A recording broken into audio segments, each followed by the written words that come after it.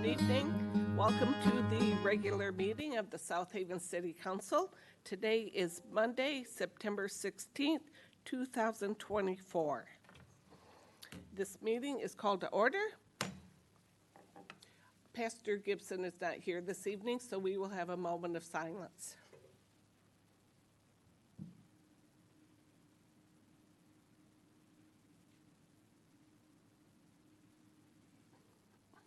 Please stand for the Pledge of Allegiance. I pledge allegiance to the flag of the United States of America and to the republic for which it stands, one nation, under God, indivisible, with liberty and justice for all. Michelle, could we have a roll call, please? Jeff Arnold, Here. Mary Hosley, Here. Wendy O'Nicky, Here. Joe Reeser, Here. George Sleeper, Here. Letitia Wilkins, Here. Annie Brown. Here. Thank you. Is there a motion to approve the agenda? I make a motion to approve the agenda. Second. Any discussion? All in favor say yes. Yes. Opposed? The agenda is approved. Next, community update. Kate? Well, we have two items for community update. Our first item is a proclamation for our upcoming to-be-retired Police Chief Natalie Thompson, who has given us over 32 years of meritorious service. And this will be kind of emotional because she has been, a fixture in our community. She's been a fantastic police chief for us. And honestly, I worked with her some time ago, maybe not to put some years on it, but when I first worked at the police department as a 911 dispatcher. So I'd like to have the council and the mayor present this proclamation to Chief Thompson, who does have some family members and, of course, some of her folks in the crowd. And we're going to have the proclamation. It will be read by Councilperson Letitia Wilkins and Joe Reeser. Thank you. You want to do that first? Yeah, we'll read the proclamation first. Okay. Whereas Police Chief Natalie Thompson has dedicated 32 years of distinguished service to the South Haven Police Department, demonstrating unwavering commitment to the safety and well-being of the community, and Whereas during her tenure, Chief Thompson has shown exceptional leadership, guiding the department through numerous challenges and ensuring that the highest standards of law enforcement were upheld. And whereas Chief Thompson began her law enforcement career as an officer with the South Haven Police Department, where her dedication and professionalism quickly set her apart as a valued member of the force, and whereas she served with distinction in various roles, including sergeant, assistant chief, and as a Southwest Enforcement Team detective, earned the respect and admiration of colleagues and the community.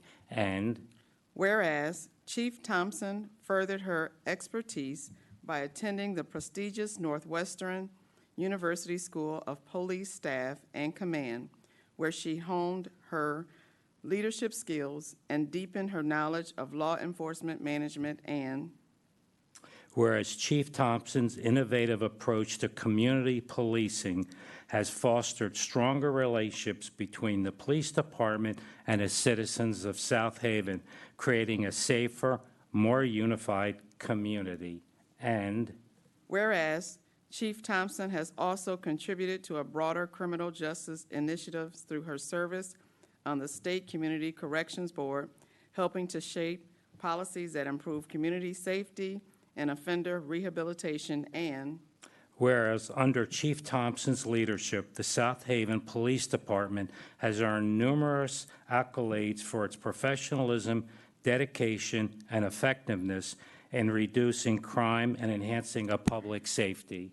And whereas Chief Thompson has been a mentor and a role model to countless officers and staff, instilling values of integrity and respect and service in all who have had the privilege of working with her, and whereas Chief Thompson's legacy continues to inspire future generations of law enforcement officers in South Haven, leaving an indelible mark on the department and the community she has faithfully served.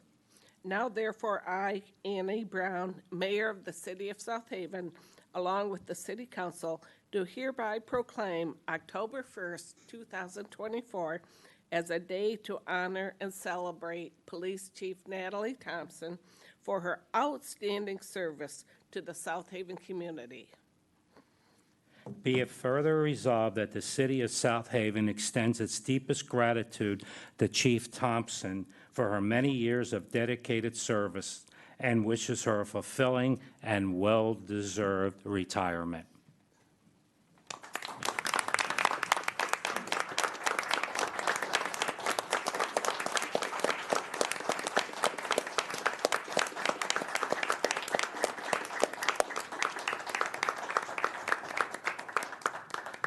Do you want to say a few words first? Do you want to take some pictures? I don't have anything planned to say, but I would just like to say a couple things.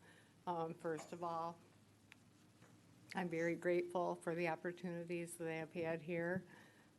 First of all, I would like to thank the officers in my department through the years. As I stand before you today, I'm a humble human being. I'm a humble chief. We've been through a lot in the department and the city. And like I said, I think I'm the luckiest chief on the planet to have a department and a community that has shown us support. I've got 3 members of my family here that if it wasn't for them, I probably wouldn't be a police chief today. So I've got my brother Frank, photographer, back there. My baby brother Christopher and my dad sitting in a seat right there. Their support has been, I can't even put it into words. So I owe a lot to them. Of course, my community. And the last thing I'll say is any of the good qualities that I have, I owe to someone who couldn't be here today. I know she's here watching, but any of my best qualities I owe to my mom. So I know she'd be really excited and proud of me today and happy. So, but I just want to thank you all. I'm a mixed bag right now. I'm happy, I'm sad, I'm excited, but I'm very grateful for the opportunities that I've had here to serve my community and to serve all of you. So I just wanted to say thank you.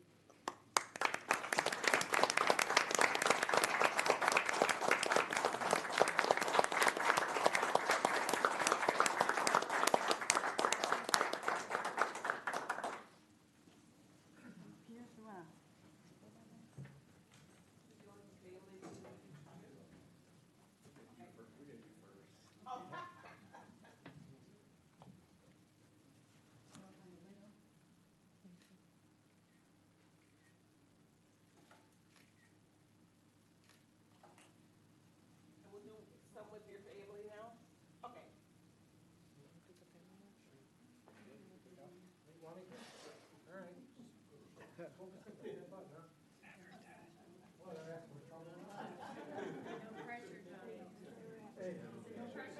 Hey, I got a college degree, relax. It should be. Hang on a minute, now, what do you see? Oh, okay, I got it. Hang on. Okay. One more. All right, I think I did it right.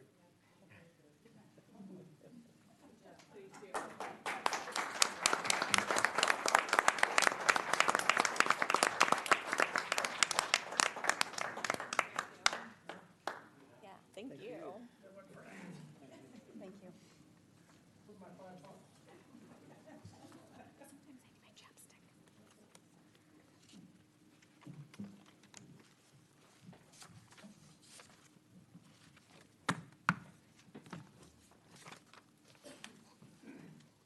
And now we have an update from Van Buren County Commissioner Gail Patterson Gladney.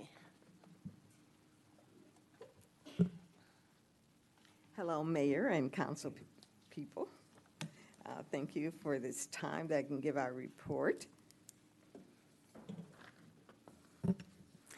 One of the first things I want you to know is usually we have our meetings for the county board on the Tuesday, second Tuesday and fourth Tuesday of the month. But this coming, the next meeting will be on Monday, September 23rd, because many of the board members will be out of town. And so instead of the 24th, we'll have the 23rd for our meeting. Starts at 1 o'clock. If any of you would like to join by Zoom, you can go to vanburencounty.mi.gov.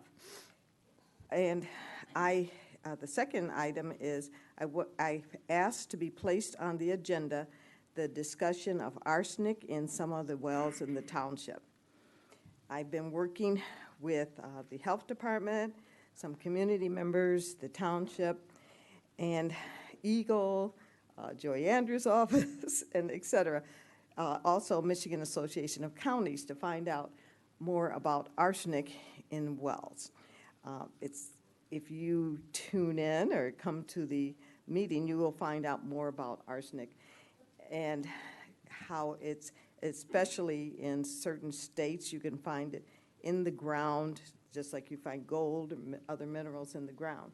So also, the staff members of the health department will be there. So I'm looking forward to that presentation, September 23rd, 1 o'clock.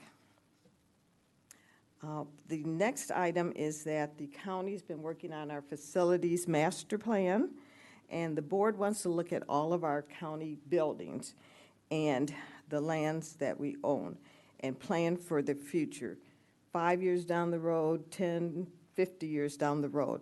As many of you know, the Pawpaw Courthouse was built in 1901, and it does not work for us today, and so the layout is one that we were looking at. Can we revise the building? Do we need to build a new building? And without hopefully going to the taxpayers for increases of taxes. We don't want to have any more millages if possible, because I've heard from a lot of residents that there's too many millages already. So we did have a meeting with 3 different companies to hear about what they could offer the county as far as doing the master plan. And Tower Pinkster was one of the companies, DLZ, and then Progressive. We will be making a decision among those 3 companies, or if we decide we can look further. So I'll keep you posted on that. Also, I wanted to give your city manager, if I can find it. Where is it? Oh, here it is. Some postcards, and I can get more if you're interested in coming to this event at the Center for the Arts. It's a collaboration between Jennifer Sistrunk, from the Visitors Bureau, and she's a very good artist. And she also is the president of the board for the Art Center. The Black History Leadership Society members also helped with and this program is going to be on September 27th, 5 to 7, and that's when the opening reception is. It's called Soulscapes, and it's a visual odyssey of South Haven's Black heritage. So, do that. Also, we are pleased to have your mayor on the Van Buren Community Mental Health Board. Plus, we have other residents from South Haven Township and South Haven City on that board. At our last meeting, we had these handouts. QPR, and I think over the years, many of you already know QPR because that's something that I feel very passionate about. QPR training helps to stop potential suicide, and there's a free 1-hour QPR training, which is question, persuade, and refer training to learn how to help a child or an adult who is having thoughts of suicide. The more people who are trained, the more lives we feel can be saved, just like with CPR. And I will give you this information. I wanted to make sure that you know that that's going to be Tuesday, September 24th, 4:30 to 5:30 at the VBISD Conference Center in Lawrence. And then I also have some Van Buren County mental health resources. These are also very important, and I think you would probably post them on your blog or at the city. The first one is a 24-hour crisis line, and then we have the National Suicide Prevention Lifeline and the Michigan Stay Well line. There's different numbers for all of these, but if you can remember 988, and you could text or call that number for anyone who's in trouble, they can use 988. And then there's more contact information. If you are interested in joining your neighbors over at Covert, they have a harvest festival at their Covert Branch Library, and that is going to be September 20th from 3 to 5 at the Branch Library. Garden potluck, apple pie contest, kids activities, seed swap, garden resources, and more. And you can just go on their website, coverttwp.com, or call 269-764-1298. And I always think it's great to be able to get in touch with our neighbors, even though they're not in South Haven City, but to get to know our neighbors in the township or in Covert Township or South Haven.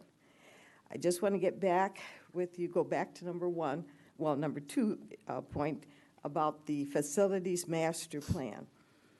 If you have ideas for the future, please send me an email, gladneyg@vanburencountymi.gov. I represent all of you. If you have an issue, let's say you feel, which I do feel, that we need to look at the animal control facility, and that if I get enough information from the residents, and I can present that. If you think that you don't want the courthouse in South Haven to be closed down, that's over the years, the last 8 years, there's always been a push to say, let's close South Haven Courthouse and just have everything in Pawpaw. And there's pros and cons. Usually when I talk to the city managers in the past, they always say, we need a facility here. Our residents won't be able to get over to the other side of the county, and we need something here. There's a push to say, oh, well, you can do virtual meetings and virtual court proceedings, and so maybe we don't need South Haven Courthouse. So please let me know how you feel, and I appreciate that. Thank you for your time. Oh, Thank any you. questions? Any questions? Mary? Hi, yeah, thank you for the updates and the date change for next week. Okay. For the courthouse, thank you for bringing that to our attention. I believe the courthouse is used often, and I would hate to see it be removed. It's a place where it's not as overbearing, it's smaller. I think people come there if they need like personal protection orders. The clerks have that information, and I would hate to see that removed from our area. Well, thank you for your input. I appreciate that. And anyone else, please let me know. Grab me on this not at the library, but at the stores or around town, or just let me know. And I appreciate that. Thank you. Thank you. Now it's time for public comment for items on the agenda, excluding items scheduled for public hearing. And you have up to 5 minutes.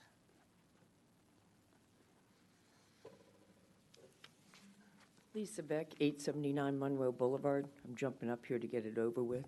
Haven't seen some of you for a long time. I'm sure you've missed me.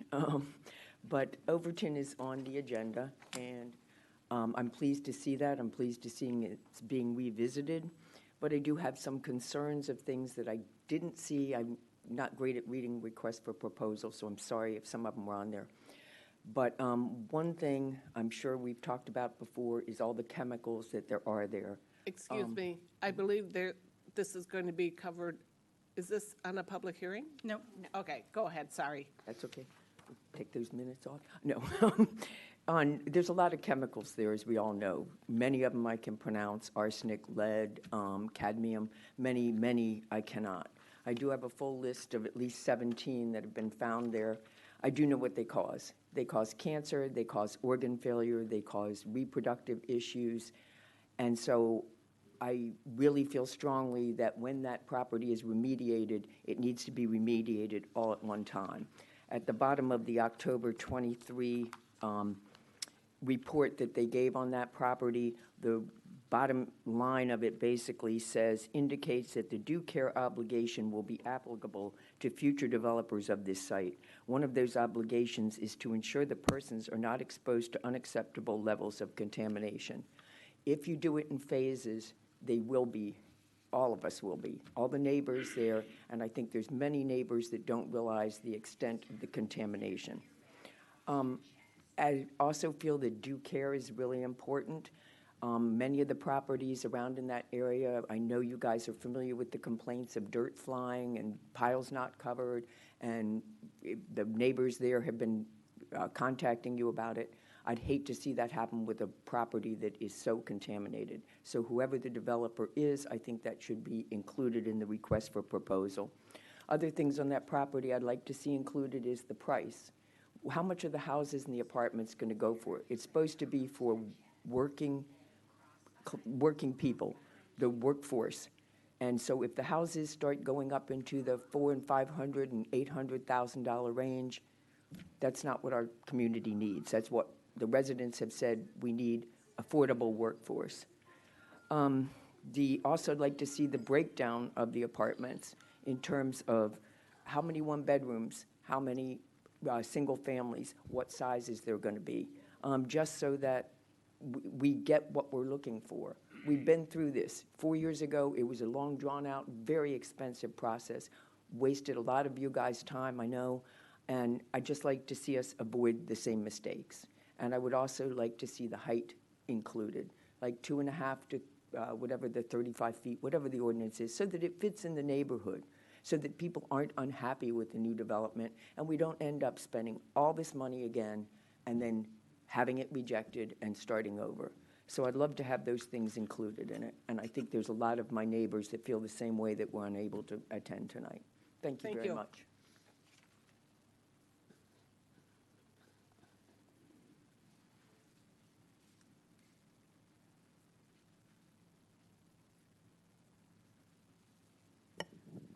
I'm Lisa Croupiers, 561 Indiana. I'm also here to talk about Overton. There was a small group of us residents who involved ourselves in the process. We basically thought that the residents should be heard, so we had several meetings and came up with some recommendations for the city and have passed them along to them.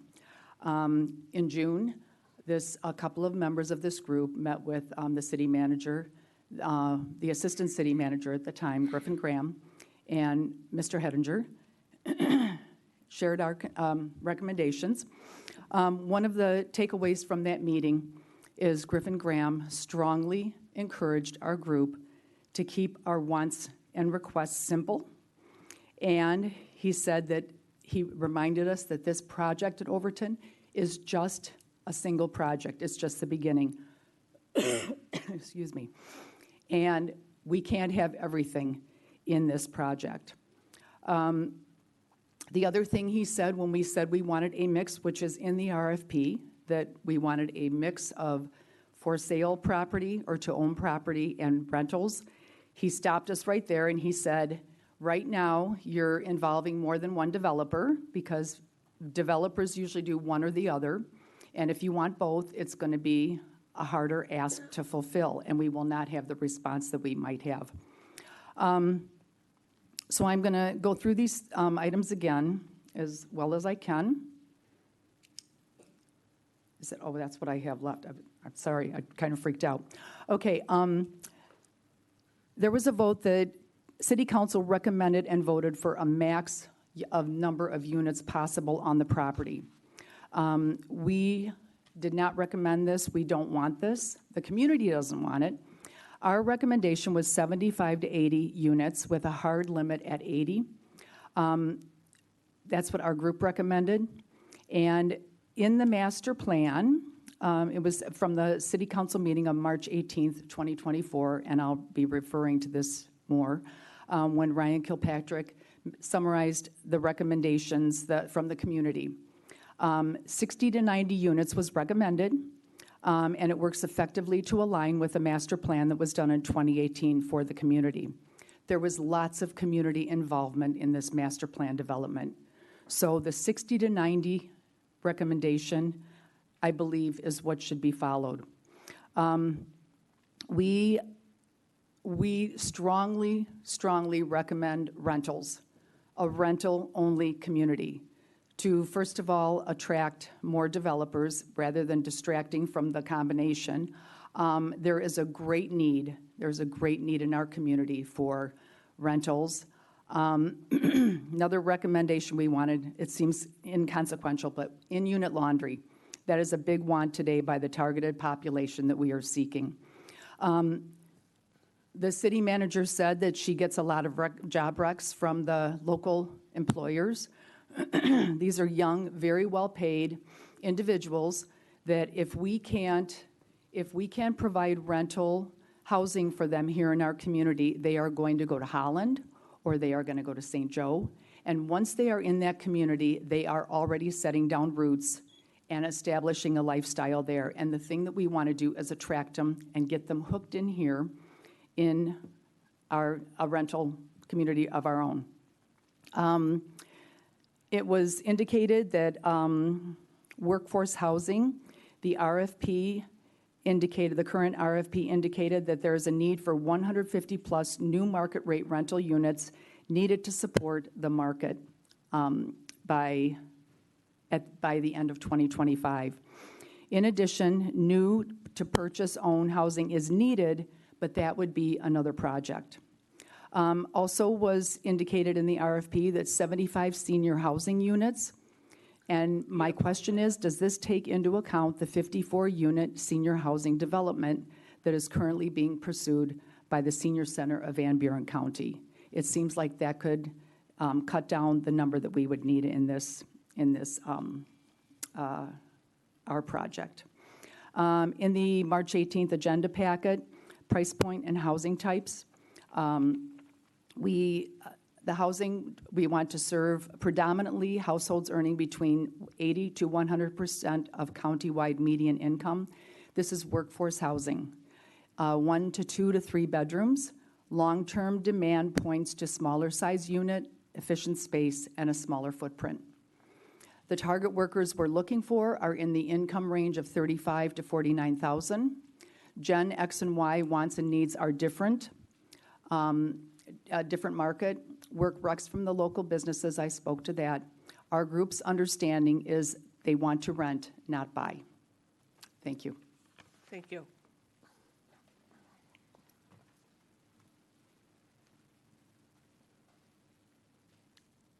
Any other comments? If not, we'll move on. The consent agenda. Is there a motion to approve items A through F? I make a motion to approve consent agenda items A through F. Second? May I would like to remove agenda item, there we, C. I just have a couple questions about how this might positively affect our road surfacing by getting grants. We will move C to item 16A. Is there a motion to approve items A and B and D, E, F? I move to approve items A, B, D, E, F. Is there a second? Can I ask a question? Sure. Before I vote? Yep. I just saw this 5 minutes before the meeting started. Could you take a minute and in layman's terms explain what all this means? Not now. It's different. Not now? That's Okay. related to a different agenda item. That's okay. Okay. Is there, do we have a Second. second? I'll second. Okay, could we have a roll call, please? Hosley, Yes. Onuki. Yes. Reeser, Yes. Sleeper, Yes. Wilkins, Yes. Arnold, Yes. Brown. Yes. Thank you. Next, old business number 9, the city council will be asked to approve resolution 2024-41, a resolution terminating the brownfield plan for 900 Indiana Avenue. Kate? Thank you, Mayor. As stated in the staff report, the city's brownfield consultant, Fishbeck, conducted a review of all active brownfield plans and noted that 900 Indiana Avenue has been reimbursed for all obligations, and that the purpose for which the plan was established has not been accomplished. In 2004, the city council approved a resolution establishing a brownfield plan for this area, and some of the work has been done, and eligible expenses have been paid back. The developer is also now looking at starting a new plan. So the city, working with the Brownfield Authority, worked on a termination of the plan, and a 30-day notice has been sent to the developer, who is also here present, and this termination has been reviewed by the city's Brownfield Authority. Thank you. Is there a motion to approve the resolution? I'll move to approve resolution 2024-41, a resolution terminating the brownfield plan for 900 Indiana Avenue. Second? All in favor say yes. Yes. Opposed? The motion passes. Number 10, the city council will be asked to take the following actions regarding a new brownfield plan for 900 Indiana Avenue. A, hold a public hearing on the proposed brownfield plan. B, consider approval of resolution 2024-42, a resolution adopting the brownfield plan for New Everett Park Phase 2 at 900 Indiana. And C, consider approval of a reimbursement agreement for the plan. I move to open the public hearing. Support. Is there a second? I did. Oh, I'm sorry, thank you. Okay, all in favor say yes. Yes. Yes. Opposed? The public hearing is now open. Kate, would you like to start? Sure. So this is a new brownfield plan. So as we terminated the other one, that did not preclude the city doing a new brownfield plan if there's new items to be undertaken and new eligible expenses. The developer is here along with his counsel, Jared Belka, and what is being proposed here is a plan to support additional housing units at the site and also support infrastructure costs for the construction of 56 attached condominium units along with additional site improvements. The eligible expenses would also include due care activities such as vapor mitigation system, contaminated soil transportation, disposal, and backfill. Additional infrastructure improvements such as roads, sidewalks, curb and gutter, water and sewer line connections, both sanitary and storm, along with connection fees are also included as eligible expenses. From my understanding, reading the brownfield plan, construction is anticipated to start immediately and being completed in the next 2 to 6 years. The Brownfield Redevelopment Authority reviewed the proposed brownfield plan and reimbursement agreement, both of which were reviewed also by the city's attorney. And Fishbeck, of course, council and the Brownfield Authority did recommend that the city council approve this brownfield plan. Thank you. We're happy to hear from the developer.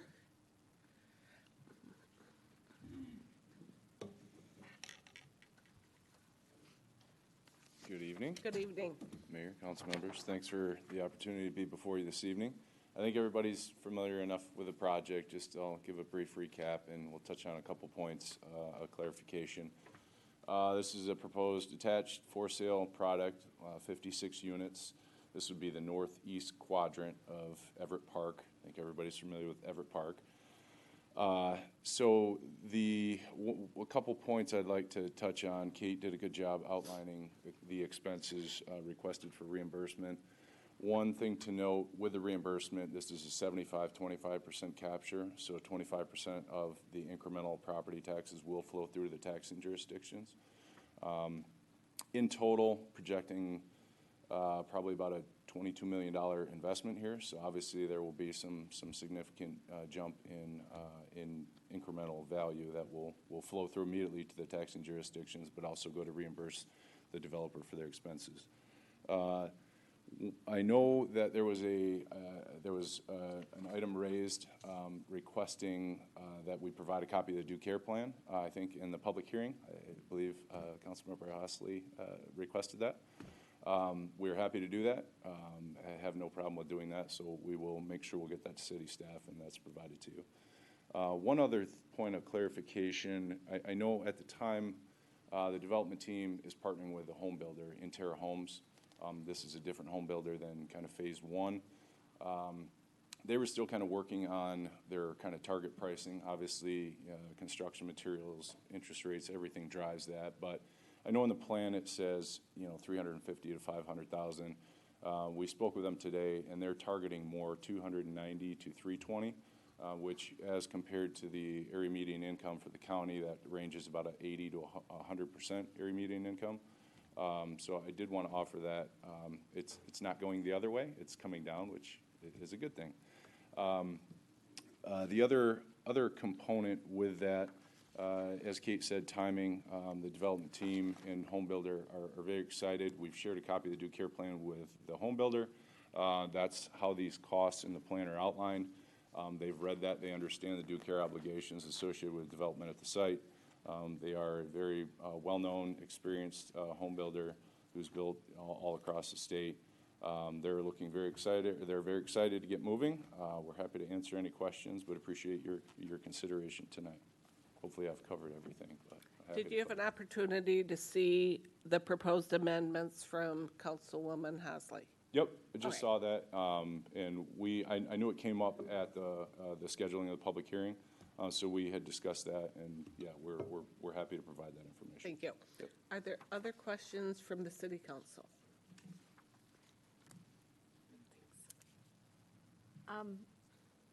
Mary? Yes, thank you. So if you could give clarification, it's my understanding it would need to be in the agreement to ensure that we get the due care plan. Is that your understanding? I mean, do we have to amend it, or how? There's no need. We will offer that up. You guys hold the reimbursement purse string, so we're here to cooperate. We'll offer that up voluntarily. The BEA is a public document. Anybody could FOIA and get a copy of that, but we'll provide a copy of that. Much of that is incorporated in the plan itself with the data. The due care plan, you're not required to submit, but we have no problem providing that. And I'll say on the record, Mary, as the property owner, I'm willing to email that to you first thing in the morning. And Thank you. You can put that on the website. Thank you. And just for clarification for the recapture, so it indicates that the payment deadline is December 31st, 2038. I believe looking at different parts of it, mainly page 64. And, well, so page 49 has the 2F about the duration of the plan project being 16 years. And you're thinking it will take 6 years and that approximately 11 years to recapture. And and that the plan will remain in place until the developer and Intera fully are reimbursed. And I was concerned that there may not be full reimbursement if there's any delays. Would you then come back to amend it? Is that it? And then for the revolving fund to be reimbursed, that's a 5-year process, and that goes out to 2039 according to the document on page 57. So I just wanted to make sure we don't have the repayment not aligned with the date. So I know the December date is for reimbursement of the developer, and the revolving fund is for reimbursement of brownfield. Are those dates okay in that respect? Yeah, we have, I mean, you're correct. We're currently projecting about an 11-year reimbursement. Yes, that could get delayed if you know, depending on how quickly the build-out goes. Could we come back? Yes. There's contingency built in here in terms of the dollars that, you know, aren't currently in the budget, but everybody knows how construction goes. You know, you gotta dig into those once in a while.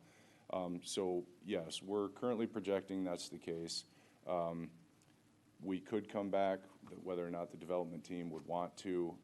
You know, that may just be, again, we're here discussing this today.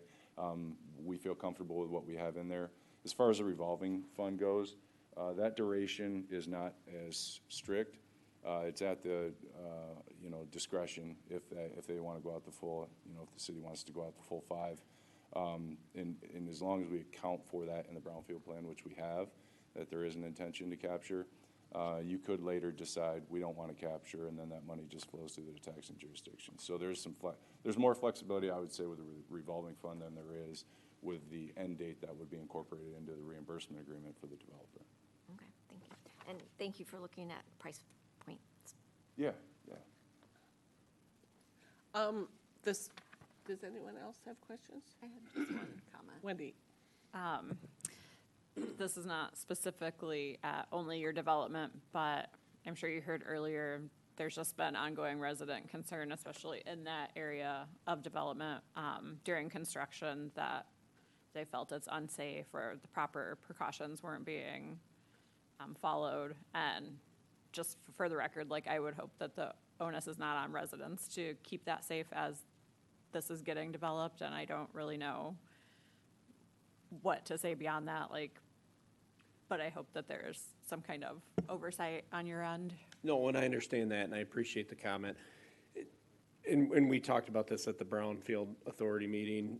Yes, I mean, we understand some of the concerns that were formally raised.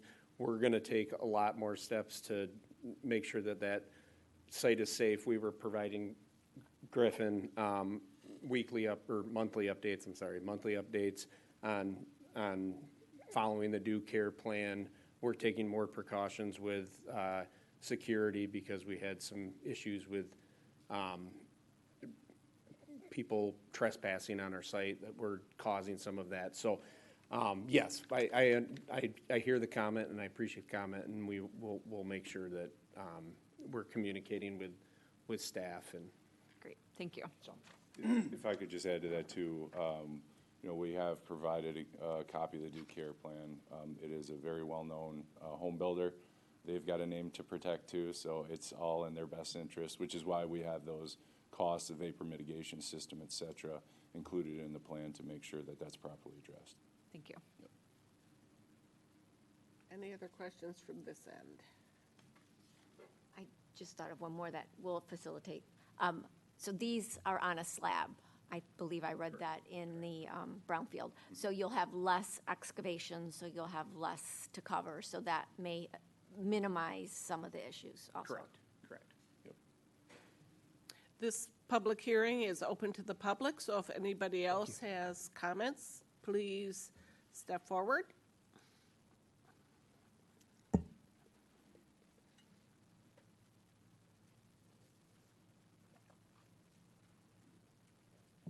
Lisa Croupiers, 561 Indiana Avenue. I am reading this on behalf of Dan Agnello. His address is 964 Everett Parkway, in order that this can be part of the record today. So he sent this to the city from Dan. I can't attend the meeting. I hope you take my concerns very seriously. The new brownfield plan and amended one do not require a due care plan nor an updated environmental assessment. The verbiage says may, not shall. For Phase 1, it was nearly impossible to get a copy of the due care plan, and you saw what problems we had with how the developer handled the contaminated excavated soil, etc. Zoning must demand a due care plan, and residents shall be notified in writing that the plan has been submitted. This should be part of an action item at this meeting. If it isn't, the neighbors and residents will again be ignored by the city as usual. I'm going to repeat this last part. Zoning must demand a due care plan, and residents shall be notified in writing that the plan has been submitted. This should be part of an action item at this meeting, and if it isn't, neighbors and residents will again be ignored by the city as usual. Also, the environmental assessment of the Phase 2 property is very old. I believe it is at least 5 years old. The council should require that an updated environmental assessment be performed, or if it has been performed, that this information be shared with the community. It shall include ground penetrating radar. The assessment on Overton performed a year or so ago included ground penetrating radar. This radar detected underground tanks. Serious flaws in the way the contamination was going to be handled on Overton caused its demise. We would hate for it to also happen for Everett Park Phase 2. I also want to add a couple of my own comments. First of all, seeing as that, if I'm understanding correctly, the housing targeted price is $290 to $320. That is definitely going in the right direction. It's still not what we would call workforce affordable housing, but maybe if they're able to start in the apartments and be here for a while and build up their income, they could then go into this new housing that was within our community. Something else I also wanted to say. Can't remember. Anyhow, I think that's a very positive thing, and I appreciate that they are being cognizant, because that is the price range that we really need in this community, is lower than what was intended. So thank you for that. Thank you. Matt, would you and the developer like to respond to any of that? I mean, I can. Yeah, I mean, we you know, again, this project's been ongoing for 20 years. And so we've heard, you know, I know you guys have seen me before, and I don't want to be a broken record, but we're trying to bring housing to the community. I own the land. I'm trying to bring housing here with where we're at in the economy now. There's tools that we need to enact that Jared is helping us with. So I just want to get started. I mean, I bought the materials on site. I met with Compton today. We're ready to start. And I don't take this as an aggressive. I just want to get going. I want to get started. We want housing. I hear the comments from the public that that's the price range that you all want to see. I believe that we can deliver that. So let's get going on starting to put the pipe in. I mean, you're not going to see 56 overnight like that, but let's get going. Sorry. Oh, I was just saying.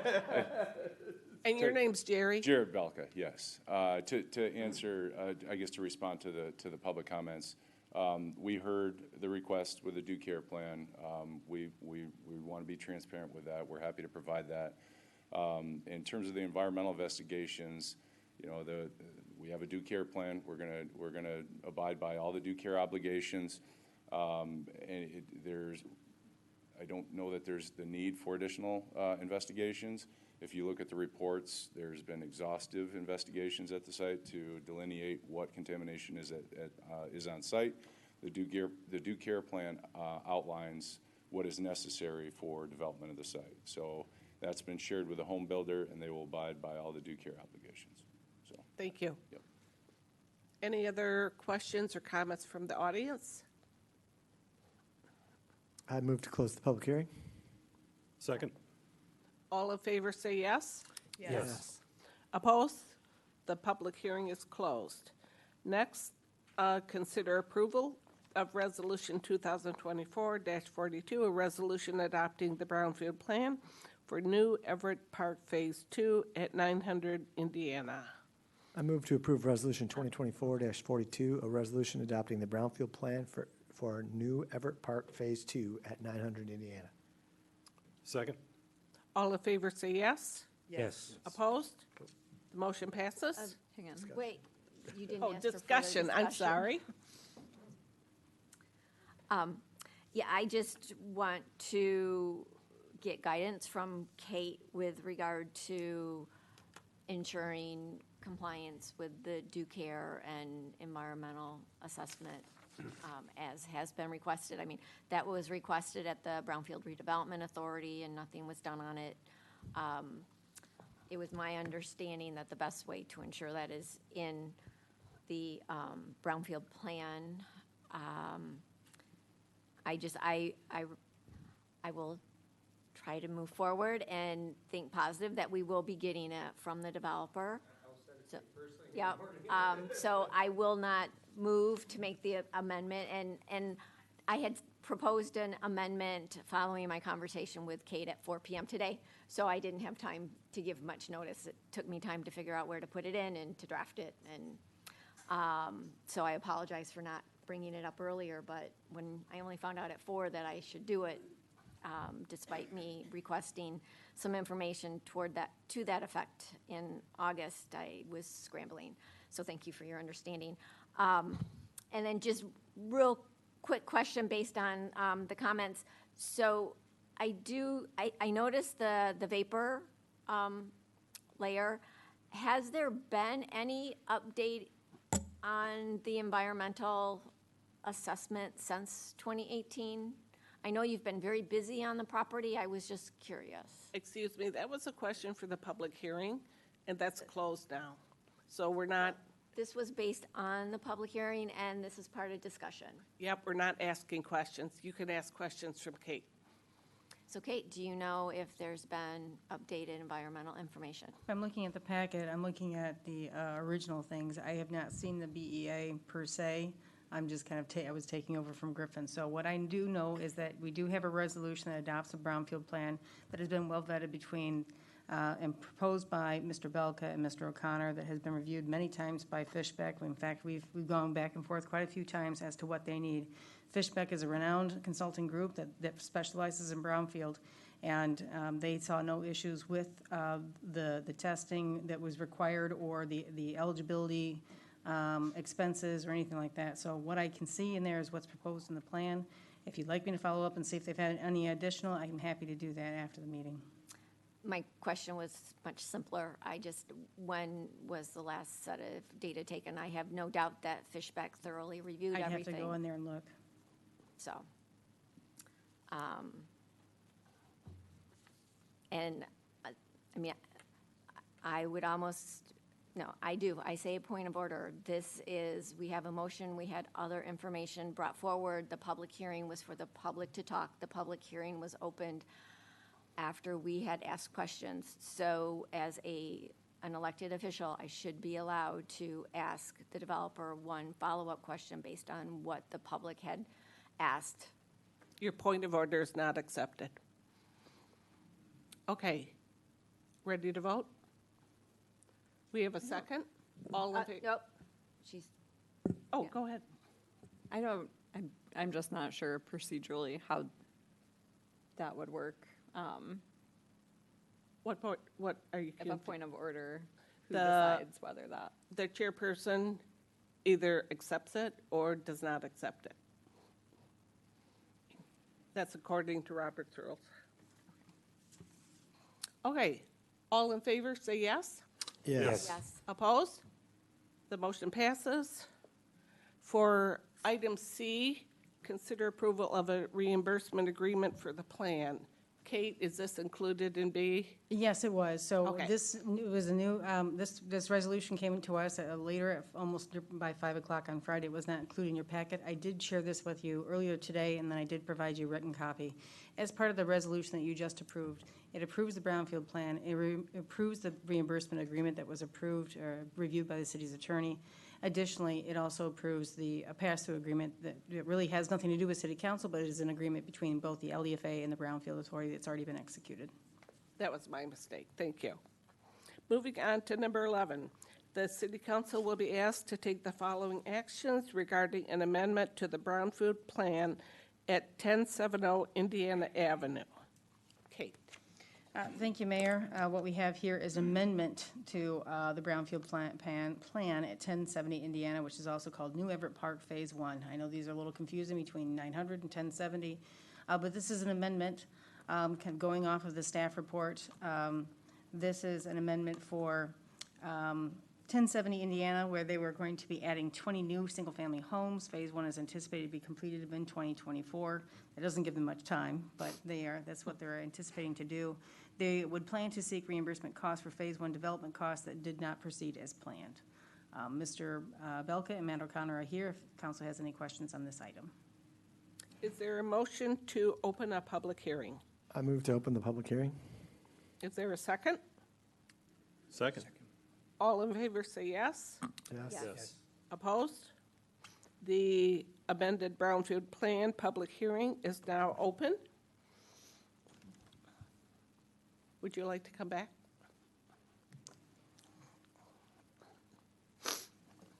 Hello again. Thank you. This is really just kind of a cleanup item. For everyone's benefit, there were 2 original brownfield plans approved on the site, and it was how the properties were split up. When Matt's group acquired them, they've subsequently kind of split the properties into essentially 3 phases. So the northwest is Phase 1, northeast Phase 2, and everything to the south is Phase 3. So during that time period, some of the property lines changed, and this is really just, I guess I'd consider it more administratively cleanup to kind of close out Phase 1, limiting the plan just to Phase 1. So I think everybody's seen the project's majority done. They've submitted their incurred expenses, and it was really just to kind of make it its own reimbursement, and there are different legal entities associated with the home or with the property ownership. So that's the purpose of this request, was just to essentially kind of clean up some of the stuff that was still hanging out there and let it close out, and then once they're reimbursed, let the property taxes flow to the taxing jurisdictions. So just for some background. Happy to answer any questions, but there's no additional ask there other than mainly just cleaning up what was already approved. And Thank you. Any questions from City Council? Yes. Mary? I raised this to Kate in looking at the reimbursement for the revolving door on page 87. So my understanding is it's only supposed to be 5 years, but there's 6 years of payment in here. Is that a problem? You mean the revolving?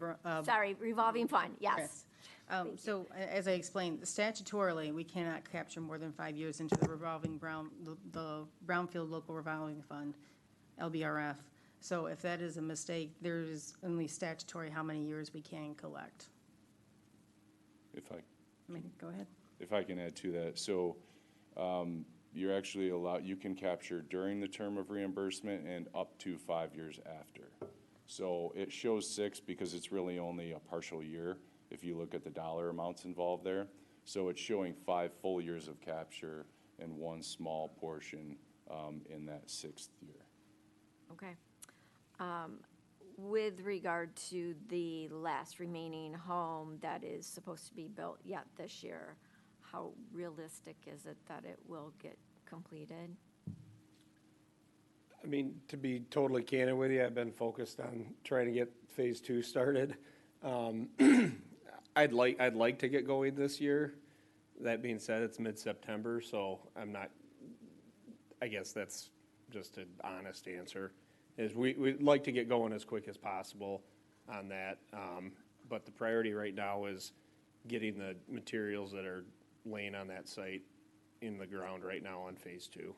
So that's just an honest answer to your question. So if that is not completed by the end of this year, how does that affect the tax recapture? Or It the- wouldn't, I guess, Because it's depending not on- going to increase the taxes. Right, right. So the short answer to that is, yes, they could end up, based on the term of their reimbursement, not fully reimbursed. That being said, for the amount of activities that they would anticipate incurring on that one is probably not significant enough. The majority of the costs that were included in the plan have already been incurred and submitted for reimbursement. So I don't see that having any significant impact on the plan itself. And if it's not completed by the end of this year, does that prevent it from getting built next year? No, it would not. No, in any of these, you know, obviously the market kind of drives how quickly these things get built out. So when you put these together, you have to provide an estimate, right, of what you anticipate. But there's room to shift in there. There's no hard and fast line for absolute completion of that. That's dictated by the term of the reimbursement agreement. That's kind of the key piece.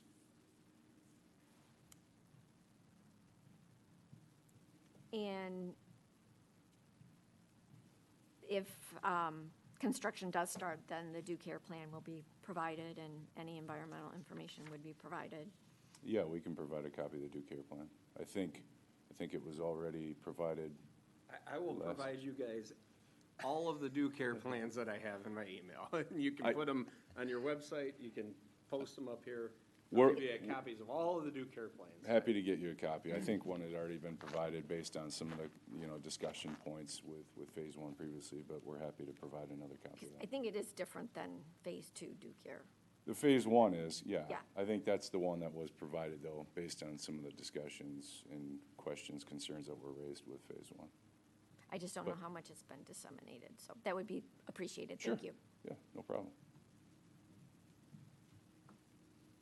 Any questions from the audience?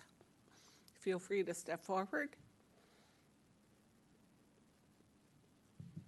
I move to close the public hearing. Second. Any more questions, Mary? No, public hearing's closed. Not yet. All in favor say yes. Yes. Yes. Opposed? The motion passes. The public hearing is closed. Next, consider approval of Resolution 2024-43, a resolution adopting the amendment Brownfield Plan for New Everett Park Phase 1 at 1070 Indiana. I'll move to approve Resolution 2024-43, a resolution adopting the amended Brownfield Plan for New Everett Park Phase 1 at 1070 Indiana. Second. Any discussion? All in favor say yes. Yes. Opposed? The resolution passes. Next, new business. The city council will be asked to consider draft language regarding a request for proposal for the city-owned Overton property located at 229 Elkenberg Street. Kate. Thank you, Mayor. I know this is a well-anticipated topic, is our Overton RFP. So we've had a lot of discussion on this. We initially were reaching out to see if Ryan Kilpatrick would do the RFP. Our time schedules just could not line up. So Jim Hettinger took a first crack at the RFP, and of course, working with city staff, kind of cleaned up a few items. So what we have here is draft language to see if this comports with what council is looking to do. It is kind of high level because we are talking about a request for proposals for potential developers. We don't know yet who the developer is because we have to determine who is going to supply, who is going to be a good partner for us. I've heard a lot of concerns about whether or not we're going to address contamination before an RFP is disseminated or anything like that. Really, that's really outside the scope of what an RFP is. Here, we're trying to look for developers who could be a good partner with the city and deliver what the city is looking for when it comes to a housing project on the city-owned parcel, which is only 5.69 acres. When I do hear concerns about contamination, And this is something I've had to rethink on how I explain it is, and I think Mary and I had a conversation about cleanup or saying environmental remediation. It's important to remember what Act 381 Brownfield discusses, which is to mitigate the risk of exposure to contamination. That is the purpose of Act 381 Brownfield, and that's to deliver vapor mitigation, or if there does need to be excavation because there is contaminants in the soil and you cannot touch that, then you're either covering it or you are removing it.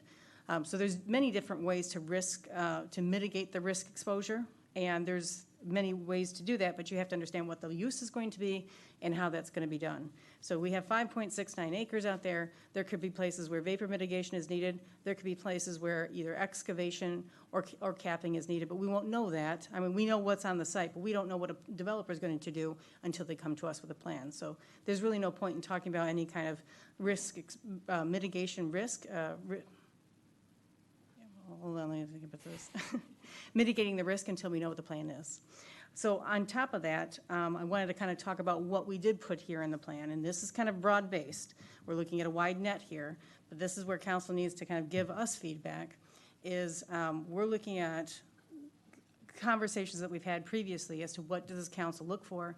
I know that myself, Jim Hettinger, has met with some community groups. We've also met with local employers. Employers are telling us, regardless if it's home ownership or if it's long-term rentals, they just need something now. They're having employees being, they're looking for employees desperately, but they have shared that while South Haven shows incredibly well, it's very easy to get someone to sign up to come here. The problem is that once they get here, they have a hard time finding some place to live, a hard place to land. And we here at the city also really recently found that out when we brought Michael in. Michael's comes from the east side of the state. Trying to find an apartment was a bit of a challenge. We did luck out on that, but that was a hard thing to try to find some place for someone to come in and get established in the community without long-term rentals. So when it comes to home ownership or rentals, I think council could go anyway. I think there's a wide enough net that you can do. You can narrow the scope as you find your developer and see where they excel. But I think that there's been a lot of just concern that there's not a place to land as if you're a young person starting out, especially if you have student loans or some other kind of debt. So you're maybe not ready to put a down payment down. But those are kind of my initial comments. Jim Hettinger is here, and we can have him come sit over here, and we can just kind of flesh out some comments here. So I guess we'll wait to see if council has any comments or questions on what you heard here tonight, or what you read. I'm going to start with Joe. All right, so let's take the home for sale of homes versus apartments, which you touched on very well. And Jim has it in his write-up. It sounds to me, listening to Kate with employers, which is really important in this town, they need to be able to hire people, that apartments is the quickest and easiest way to find housing for new employees in this town. The question that we have to wrestle with, I think, as a city council is the actual builder. I don't know the answer what a builder is going to say, but they may tell us, give us Overton and let us put all apartments on there, and we can keep the price much lower because we're doing uniform building, we have the supplies, all that becomes easier. And they can get it done sooner, and sooner than later is important because we've already had this thing sitting for years now, and employers are waiting. But there are those who think, well, this should be a transitional area, Overton, where we can have apartments for a lot of people, but then have some duplexes, triplexes that people can actually have home ownership. So I guess, Jim, I've heard both sides, and I've heard a group that has taken a lot of time and effort looking at this, and they in their own group have had a couple differences of opinion, but they lean more to apartments. I've also heard that the builder could give us information. So how do we proceed right now? Should we just go forward and let the builder help guide us, or do we say we want 80% apartments, 20% homes, or do we make a decision as a council, all apartments? See, I don't know exactly how to proceed, Before, when we had Overton with Habitat, we said this number of homes, this number of apartments, and we were able to go forward, and it didn't work out. So what's the best way on just this one issue? There's several issues, 7 that I count big ones, but this is a real big one. How do we go forward deciding apartments versus homes, or do we let the builder come to us?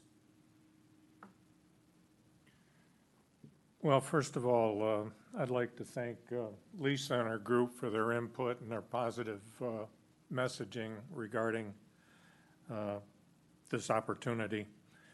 I think when you can get a citizens group in the mix here and they understand the importance of the project and push it, that's quite a plus for the community to have. So thank you to all of them. With respect to your questions, there is a scenario that we have discussed whereby the council would put its expectations out there, not necessarily demands or specifications, but expectations. And we take it to the developer and say, here's our problems, how would you fix it? That's one approach. After doing some more research on the subject, I think we may be in a position where we can at least provide some statistical outlines of what we would like to see there. I mean, I've heard it said over and over that we're shooting for 80 to 100% of the area median income. I think that's appropriate. When you talk to the employers, that seems to sit well with them. Also want to echo what the city manager said initially in her remarks. They said, just fix it. We need housing. Just fix it. You've got an opportunity. Just fix it. So if any message came across from them, clearly it wasn't the numbers. It was, this is your job. Do it. So here we are. With this in mind, my thought is much of the rhetoric that I've heard, like here tonight, is young people coming in, needing apartments to start. Last Thursday, as part of the Palisades Initiative, I heard that there could be as many as 1,100 people coming to this area.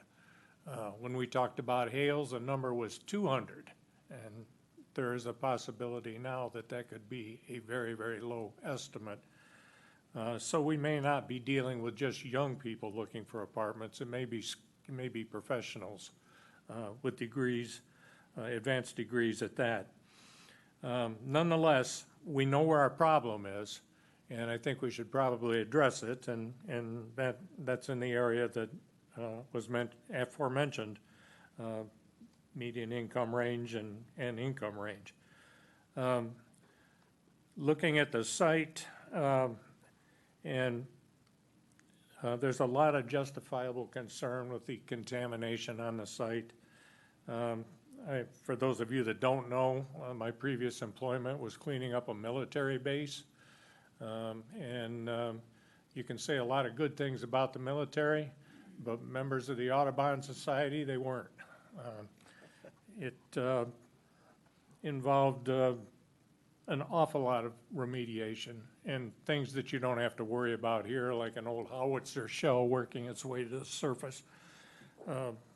Those kinds of things are pertinent to a military base, but nonetheless, it's easy to contaminate land and it's difficult to remediate it. I can't think of any developer that would want to take on a project like this without having a good remediation plan in place. I think as you've seen from Matt O'Connor that they take that very seriously as well. So you're wise to keep an eye on this, but and to I think ask the right questions at the right time, but understand it's a process. It takes time to clean up property, particularly to achieve the levels where you're going to have human beings residing there 24 hours a day. Again, looking at the site, I have been wrestling with numbers but I did like Ryan Kilpatrick's 60 to 90 units on site. Not only does it align with the master plan, but I think it removes your earlier concerns about density on this project and over-density on the property itself. We're dealing with almost 5.5 acres of land. As you all well know, land is a very valuable commodity in the city of South Haven. We have one site that we could offer to potential business and industry. And as I said during the Hales project, anytime you can reuse and recycle, repurpose property in a city with few development opportunities, you got to jump on it. And I think that's the case here. So I would recommend 60 to 90 units, primarily rental units. But there's a part of me that says, you know, forever we have measured American wealth in terms of home ownership, that when you buy a home, you've taken that first step towards building family wealth. Hopefully Matt's project might even complement what we're talking about doing here. If you can do rentals on Overton and have owner-occupied property available or to be owner-occupied, that would be a plus for the project and assure some continuity. Either or both projects getting done tomorrow is not going to fix the city's housing problems. I'm sorry, Mr. Weissmeyer? Can I interrupt while you're talking about that? I read in one of the handouts that we had that the city could absorb 150 apartments today. And everyone's talking about expediency. And we all know the price of homes are expensive, even though Overton may be a little cheaper land, it's still going to be expensive. Based on everything you said, based on the group that investigated this, based on everything I saw last time with Habitat, would we, I'm trying to push you for an answer here, would we be just better off saying to a developer, build us these apartments, let's build 60 to 90 apartments so we can start getting people living here, so we can help the employers. And the clock is ticking with the power plant, and either we're going to get some of those people or we're going to lose them. We can always build homes, I'm hoping, in the township where land is less expensive. That could be second stage of this. But we got to get off the dime on doing something now. So I guess I'm trying to push you gently to help us come to a conclusion. But it's up to 6 other people. But it just seems like apartments at this point could be the faster, most expedient way of getting something started. 60 to 90 rentals on the site. And then the other thing you said that I wrote down is we must have a plan in place for the contamination before we ask a builder to commit to building anything and to come to us with a plan of action. Is that right? I'll defer to Kate on that, but the previous project was derailed because of environmental concerns. Right. Anybody doing any research on that site is going to stumble on that information. And my point was, let's just be proactive and say, yeah, there's a contamination problem on site. We know about it. We know how to deal with it. It is being dealt with in some ways. But this should not be a project stopper in somebody's mind. I would agree with that. I know that we had a very good meeting with Eagle, and we talked about the contamination that's on the site. We've also fully, I think, been very transparent about what's on the site, and it's already on the website, and that website's included in the RFP. So it's out there, and we're trying to say this is part of it. That's also a part of, it's contemplated as a due diligence period as to how would you kind of address this.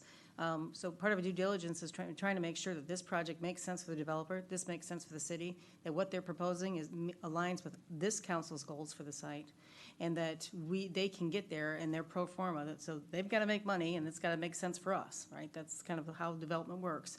And we're putting a pretty strict timeline in there to get this moving, to say, Here's, a couple months for you to do your due diligence. You can look at this. We can contemplate a purchase agreement, but there's no doubt in my mind that they'll have to have some kind of a brownfield plan there. There are eligible expenses that are going to be part of that, not only for drafting a brownfield plan, but to deal with the eligible expenses and however that's done. As I said, this is mitigating the risk of exposure. So is that vapor mitigation? Is that taking out and backfilling into that area? I'm not sure, but that's part of their due diligence as the developer on the site. In full disclosure, we're providing those documents to them. Thank you. And one last thing, and I'll stop talking. Timetable. I am so happy that you have a timetable in your write-up, because it always has felt like, to me, too often, we talk, and we don't have deadlines. We don't have a timetable for each section. You've done that. So I think it's a pretty aggressive timetable that we could actually break ground, I think you put in there, in the spring. Could we get the contamination plan and get a builder and follow your timetable? Is it realistic in your opinion? It's July 1st. It's aggressive, but it's also somewhat targeted. I was trying to hit the developer community at a time when they have less work, that being late fall into the winter. Also, construction material prices tend to come down a little bit. Since the original Overton project in 2020, there's some building materials that have actually tripled in price since then. Roofing materials are way up, for example.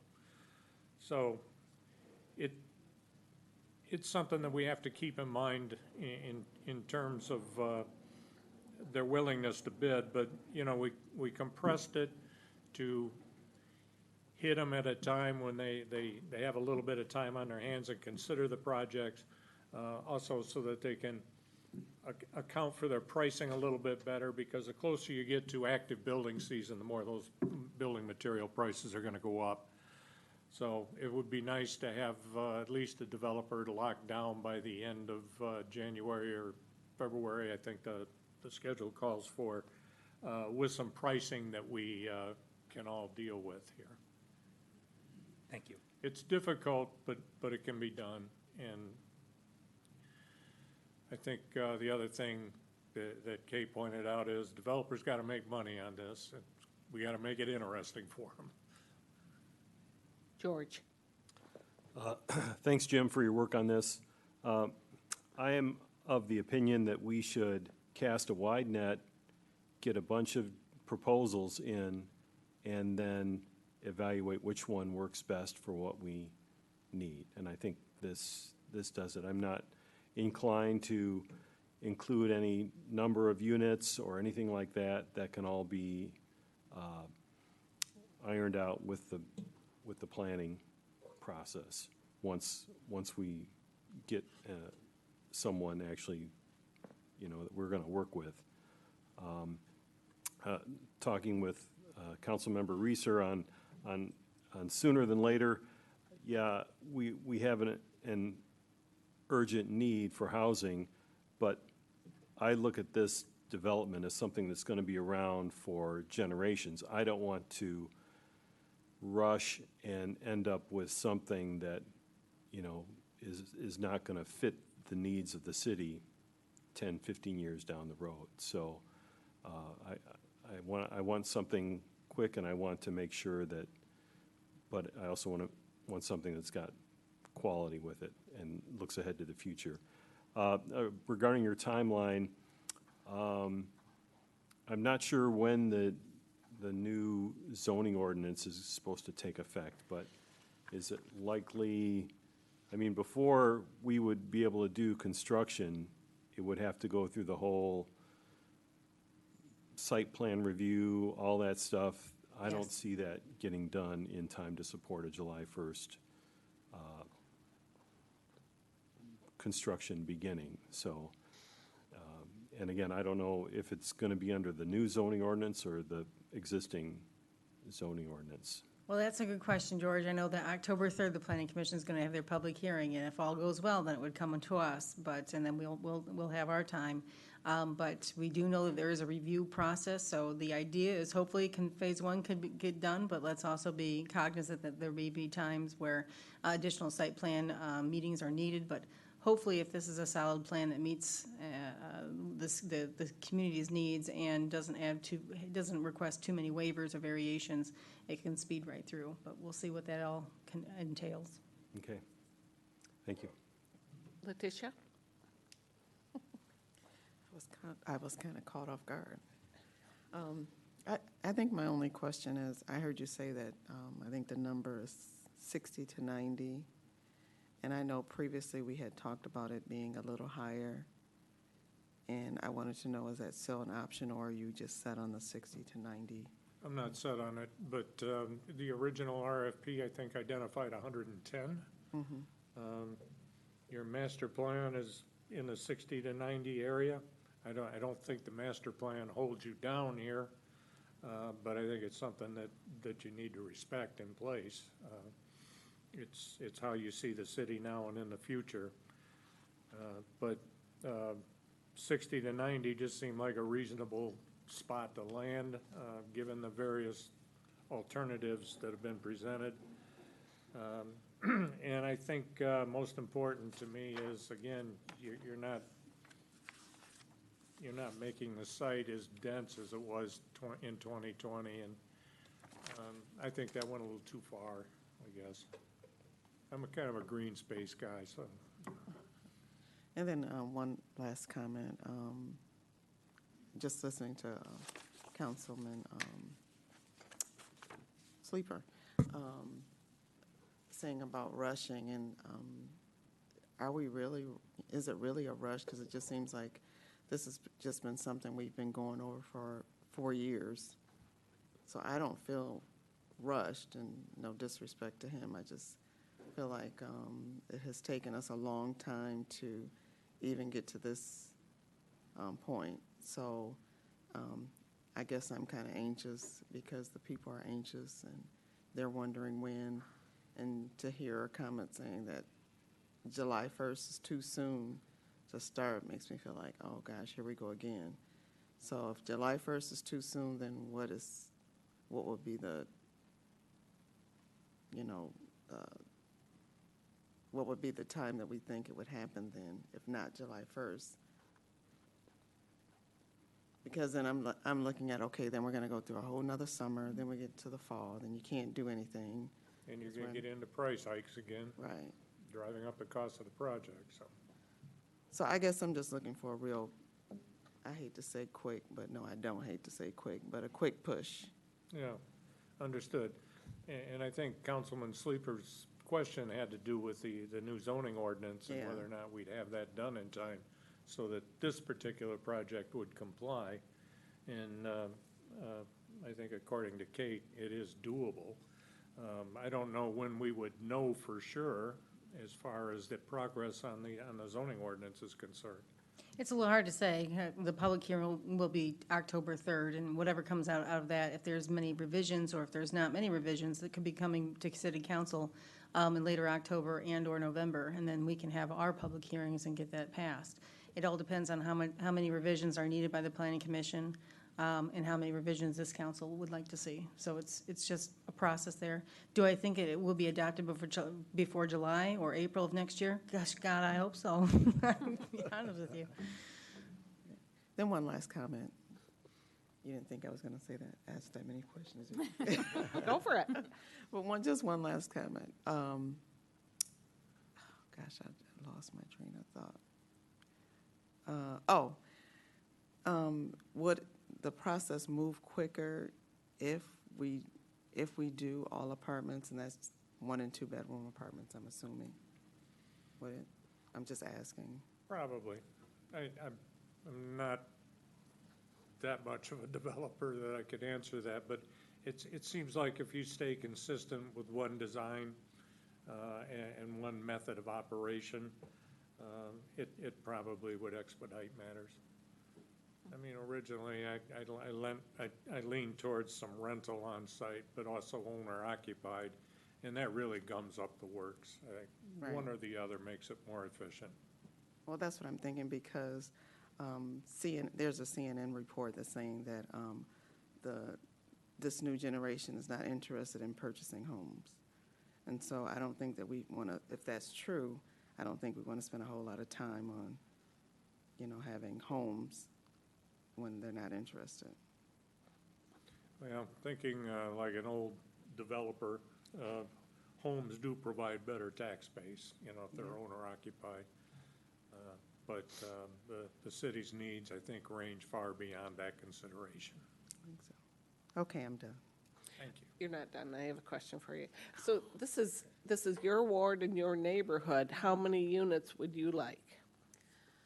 Well, just the max that we could, I heard what you were saying about the greenery. Of course, we want, there to be greenery, but I just want to maximize it, but I do want it to be some greenery, and I want it to look like, it's more than just apartments there, I guess is what I'm saying. So, and I think you're saying the max pretty much is the 90. Thank you. Jeff? Thank you.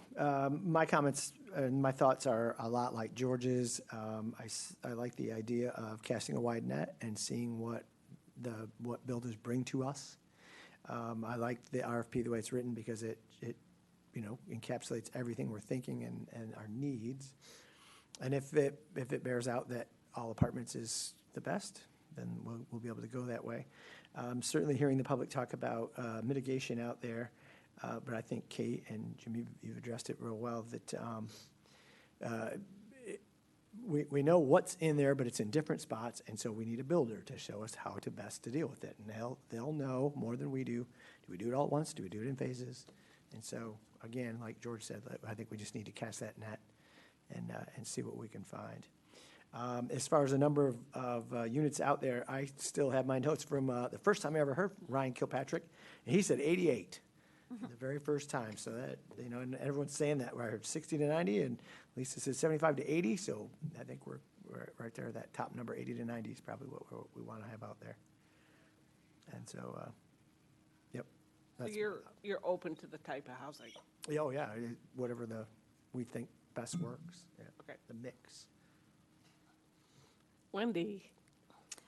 A lot of good points were covered already. I think I just have a couple things. And I hear what everyone's saying about casting a wide net, and I have a similar thought process to that. And then the other part of me thinks, if we're going to get all these great proposals in, but they're, off the mark, like 130, 140, somewhere that we're just not willing to go, then to me it feels like just a waste of time and resources when we could be providing them just a little more guidance and still keeping it flexible, but still saying, like, please kind of keep this in mind. So whether it's the 60 to 90, or even if we wanted to try, like a max of whatever, we would decide just to still have that flexibility, but then they kind of know more what we want. We're not wasting time and potentially good designs that could be out there if they refined it a little bit more. That's just my thought on that. And then I'm definitely not against doing all rentals or majority rentals with some options to buy with a mix of townhomes and duplexes and all of those things. But I'm wondering if the language, which I'm not going to be able to find now, but if it could say, a mix of rental and owner-occupied properties or entirely rental or something to that effect, so they know that that would be acceptable to us. And I think that's it. Thank you. Mary? Yes, thanks. First, I want to clarify a few things that I heard with my recollection of Overton, and I first want to start with this RFP is very similar to what was done with Overton, and so I echo Councilwoman Onuki's concern if it's too broad, we'll get things in that are off mark. And I believe that is what happened with Habitat, is that we didn't have numbers in there, 100 or plus. And they came in with something significantly larger. It's not that we told them what to do, they came back and told us what they would do. And for the environmental aspect, MISTA denied the application because the environmental information was not updated, and that was the biggest concern raised by residents. And especially because of an intervening year identifying trichloroethylene on the immediately adjacent lot that required remediation, with all the equipment being staged on Overton, so people incorrectly thought Overton was remediated when it was not. I'm very pleased that the staff was able to work with our environmental consultant and Eagle and find money that Eagle had available to do an updated environmental assessment, and that's from October 2023, and that's readily available, and I think that does help guide future developers of what will and will not be required for those with brownfield experience. One aspect that's not clear, and in talking with Eagle at the workshop that was set up earlier, is whether additional testing will be required will depend on how close the footprint is to where the testing was. That was based on what Habitat had provided, and with their knowledge of the site, whether they would feel, whether Eagle thought that additional testing would be required. They have a breadth of information for a certain footprint, and just depending on what a developer would come back with, they, I believe, based on conversations with them at the workshop, would know whether additional testing would or would not be necessary. So that would help meet deadlines if they don't have to do much additional testing. I really like to focus on the recommendations from Ryan Kilpatrick from the March 18th, 2024 City Council agenda packet.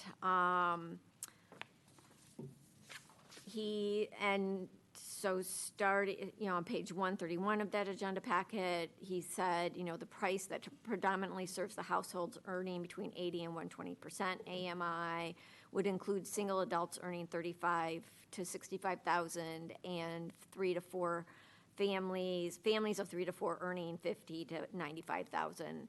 So I would like to see some targets so developers know what price mark we're looking for to meet those needs. And that does, the information that Kate had provided from employers falls in that range. So that really seemed to hit the right target. He suggested the 60 to 90. The master plan, I don't think it has a specific number, but if you look at the diagram, it's around 70 to 80 units. And the master plan is supposed to help us guide. So complying with the master plan is critical.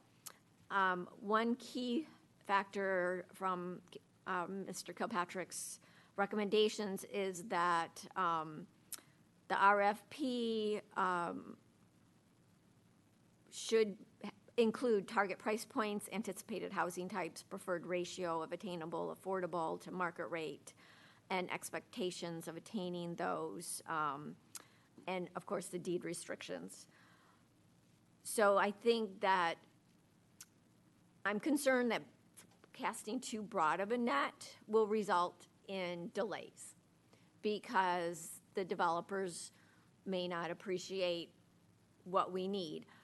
If you want to cast a more focused net but provide for a broader net, you can encourage developers to come back to us and say, well, this is all good, but this is what we are seeing and this is what we propose and why. And I think that's important, that you dig that out if it's there. Right, I and agree. so I do believe that we should have some parameters, but provide them an opportunity with their expertise and knowledge of pricing to come back, but let them know what price point we're looking for.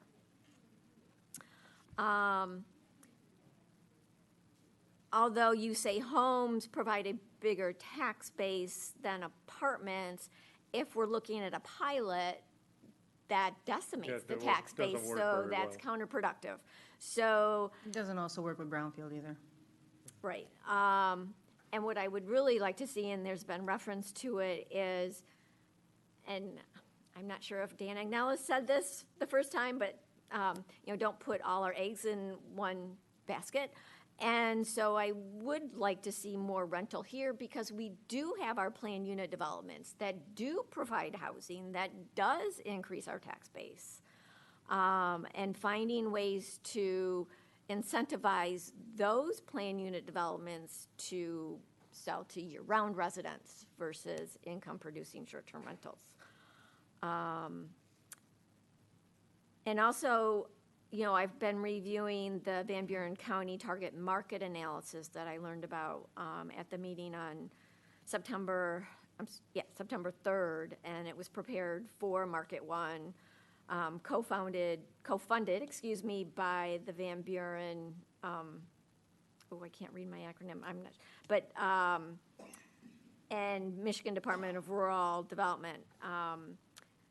And it was prepared by Land Use Urban Strategies, and it had a lot of good information, and I think it dovetails really well with the information from Ryan Kilpatrick.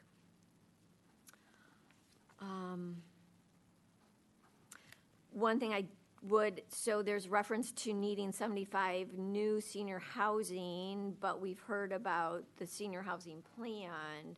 So does that, I would really like to target for our workforce. And that target market analysis identifies, 222 renters versus 135 owners. So it really does emphasize renting. And it does look at that same target point for the 80 to 120 AMI. So I think that's very beneficial to have that in there. One wordsmithing I would make is I saw there was modification from the original RFP, taking out reference that with our ready access to bicycle trails, water trails, and the big lake, in short, and that's replaced with in short, and I think it sells us short. I think ending on that sentence just really emphasizes the positives that bring people to our community, and especially with, supporting our trails and things like that. I just would like to emphasize that aspect as opposed to summing it up in short. But no, I'm glad to see this moving ahead. Oh, and the timeline. So does that take into effect any funding mechanisms that a developer would go after? So we have our Senate Bill 293 that will hopefully pass, that would open up MSHDA funding to the 80 to 120% AMI. Does that fit in that timeline? No. Or would that timeline be? It does not. Okay. So if this council wants to go after multiple rounds of MSHDA funding, then we're talking about a 2 to 3 year process. We know that applications to MSHDA do take time to put together, but they're very incredibly competitive. And you could go 2 or 3 rounds, which are usually in October and then in April, and they don't always run the same one. So the one that's done in October may not be the same one in April. And then also, it's either 1 calendar year or 2 calendar years. They change the qualifications for each criteria. So you are talking 2 to 4 years of possibly application process. Yeah, that's for the LIHTC. I'm hoping that they'll have a different process for the workforce housing that they're looking at. My understanding is that MSHDA runs the same kind of programs with missing middle or workforce housing. They're all in the October, April timeframe, and they change the criteria quite often. So, okay, thanks. I read an article today from the Brookings Institute that said building more diverse housing can help build inclusive neighborhoods. And less housing diversity means less racial diversity. So I would like to see different housing in this area, apartments, Missy Middle. I know there is at least one vibroacoustic family who has been living in a rental home, and they have at least one child in school, and they're ready to stay here and buy a home. So there are people like that. The other thing is that, I guess that was it for me. That's all. I agree that we need more housing diversity on that area. That's my opinion. Any other comments? So I think this has been a very good discussion so far. If there's anything that I think needs to change in here, because I've heard some variety of thought here, I would encourage council to either make a motion or something. That way, we're following what the majority is looking for. So if there's anything that needs to change or anything that we need to modify in here, I would encourage a hope for a motion, and that is supported by the majority of the council members to know that we're heading in the direction that the majority of you want. Well, Mary. I would make a motion to update the RFP by including a number of units being between 60 and 90, including a price point for rental to provide affordable housing, which is 30% of your income. For those earning in the, I'll say 70% to 120% area median income, for the countywide median income. And that would encourage rental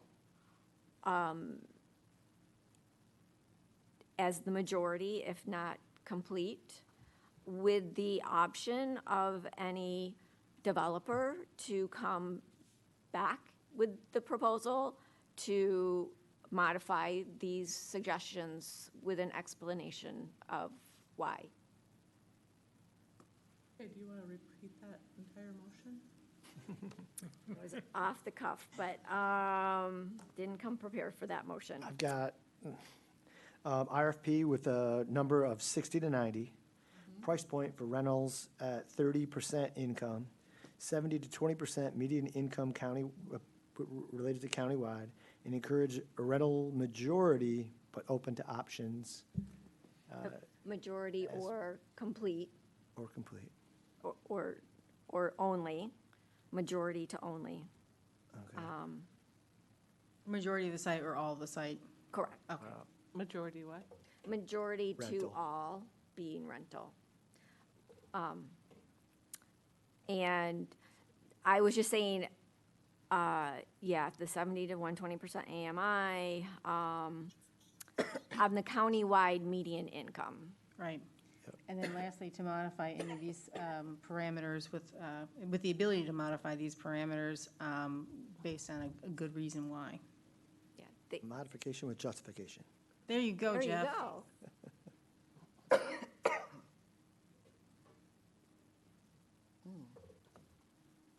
Is there a second? Second. Discussion. George. So, I don't, again, like specifying the number of units, just because I'm worried that if you limit the number of units, you're gonna limit the number of proposals you're gonna get, and the number of units is gonna be dependent on how much it costs to build those units. And I think that number is too low, so I'm not in favor of going that. I think the developer should come back to us, tell us what we've got our ideas here in the RFP. Come back and tell us, hey, this is what works for us, and this is what we're gonna do for you. And, I mean, if it's, the number of units is gonna be, I mean, it will be limited by the planning zoning process. So whatever we have, it's going to have to be approved by Planning Commission and by us if it's a plan unit development. So I would rather see us, again, cast a wide net without specifying the units. And Jim, I saw you shaking your head. You agree? Well, you know, pick your poison. You know, I think you have to respect the wishes of the citizenry, but you also have to respect the realities of the marketplace right now. And that is, you're not the only community looking to do a housing development project. I think you're pretty fortunate to have Matt O'Connell down the road as far as he is. You know, it looks like that's going to happen. But, you know, it's a thing again, you know, how much can we meet the needs of the city of South Haven, but at the same time be attractive to quality developers? You know, where's that sweet spot? And, you know, in terms of the resolution that you're considering right now, I think that freedom or flexibility may be built in, if I understood it the same way. And the countywide, was it? AMI? Yeah. I don't know if that would be accurate for South Haven. But I was simply reading what Ryan Kilpatrick had recommended, and we hired him as an expert, so, to guide us on Overton. Okay, any other discussion? Wendy?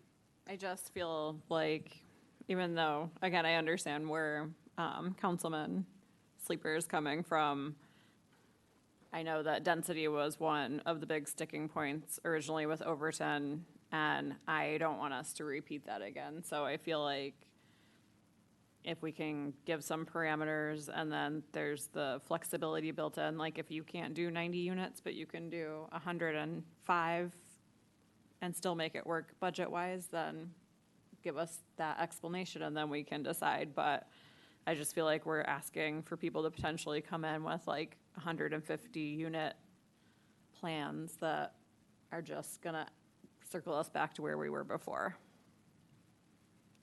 Any other? Joe? Jim, wouldn't it be fair to say that if we did all apartments versus a mix, you could get more apartments in those acres than you would if it was if for sale homes, duplexes, triplexes, and apartments? Because I'm looking at 2019, and they only had 42 apartments, and the rest were homes. And if you look at the diagram, the apartments took up less than half the space and had almost the same number as the duplexes. So my point is, if we were to go to all apartments, it would easily, I think, get 100 in there without having any problems with density. But I don't know that. I've never laid one out, but I'm asking you the question. If we did all apartments, could we get, with the same amount of green space, the same amount of average density, whatever that is, could we get more apartments in than if we did a mixed development? 2 or 3 floors? Close? No, 2 or 3 floors, what you're thinking on that? I think the residents made it clear last time they did not want 3 floors. We've also talked about homes not being any more than 35 foot or 2 floors, so I would think apartments should be 2 floors. You probably could, but that's, you know, again, that's where I kind of like the flexibility of this resolution, that, you know, we put 60 to 90 in the RFP, the developer comes back and says, you know, that's all fine and dandy, but I don't think I can do this short of 110. Then I think we need to bend a little bit to get the project done. I agree. I think we need more flexibility. The city council is thinking in terms of 60 to 90, but is willing to entertain well-done plans that exceed that. Okay, so we have a motion. Any more discussion before we vote? Mary? Yes. I just want to reiterate what Councilwoman Onuki said, is that what is before us is almost the same as what was sent out in 2020. And that resulted in a lot of things that just ended up not happening. And regarding a planned unit development and zoning, with a planned unit development, everything can be waived. We did that that was done with Overton. And so I think we need to be respectful of the immediate neighbors and the neighborhoods. We want it commensurate with the neighborhoods, and we need it compliant with our master plan, which to my counting was like 70 to 80. So I think the 60 to 90 falls around a good average. It gives the developers an understanding of what our community wants. I would hope that the rentals would be welcoming to residents, and potentially maybe some homeowners may move into them and open up their homes. At the meeting I was at on September 3rd, they talked about don't just focus on one thing, because it has a domino effect. So if we do these apartments, and we've mentioned the planned unit developments has plenty of homes to buy that residents can buy. They don't have to be short-term rentals. They can be year-round residents. That I think if we can get something that will be more quickly developed, we hear that, keeping it more simple, so all rental versus a mixed might facilitate that. That is why listening to the residents and having known them very well during the Overton and knowing that they have the same opinions, this is why I've made this motion. I have a question real quick. As it pertains to the point, it says price point for rentals, 30% of income, meaning 70% to AMI to 120% AMI. Is this contemplating that we're doing multiple rounds with MISTA, or No. do we have to, I guess, adjust our time frame that we put in this RFP? No, so should that say mixture of price points then? That shorthand was, so what I had said, I believe, was having affordable housing for people in the 70 to 120%, which affordable housing is 30% of your income. This is where I believe you're confusing affordable with low-income housing, government subsidized. Affordable means the housing expenses are 30% of the income. Yeah, there's market rate, and then there's less than market rate, which is somehow subsidized. So the subsidy is being paid somewhere. It's either a mixture of price points to be borne by the developer, and that's paid back over abatements or something like that, or it's some kind of MISTA housing funding. So are we talking about one kind of price point? Are we talking about a mixture of price points? I guess I'm not clear. I don't want to mess this up in the RFP. So what's being contemplated here? Well, I was trying, so, yeah, I mean, attainable housing is for the workforce, but my understanding is it's constructed with, more dense housing so that the infrastructure costs are spread across the units so that you actually are getting affordable type housing because their income is higher, so they can pay higher rent. I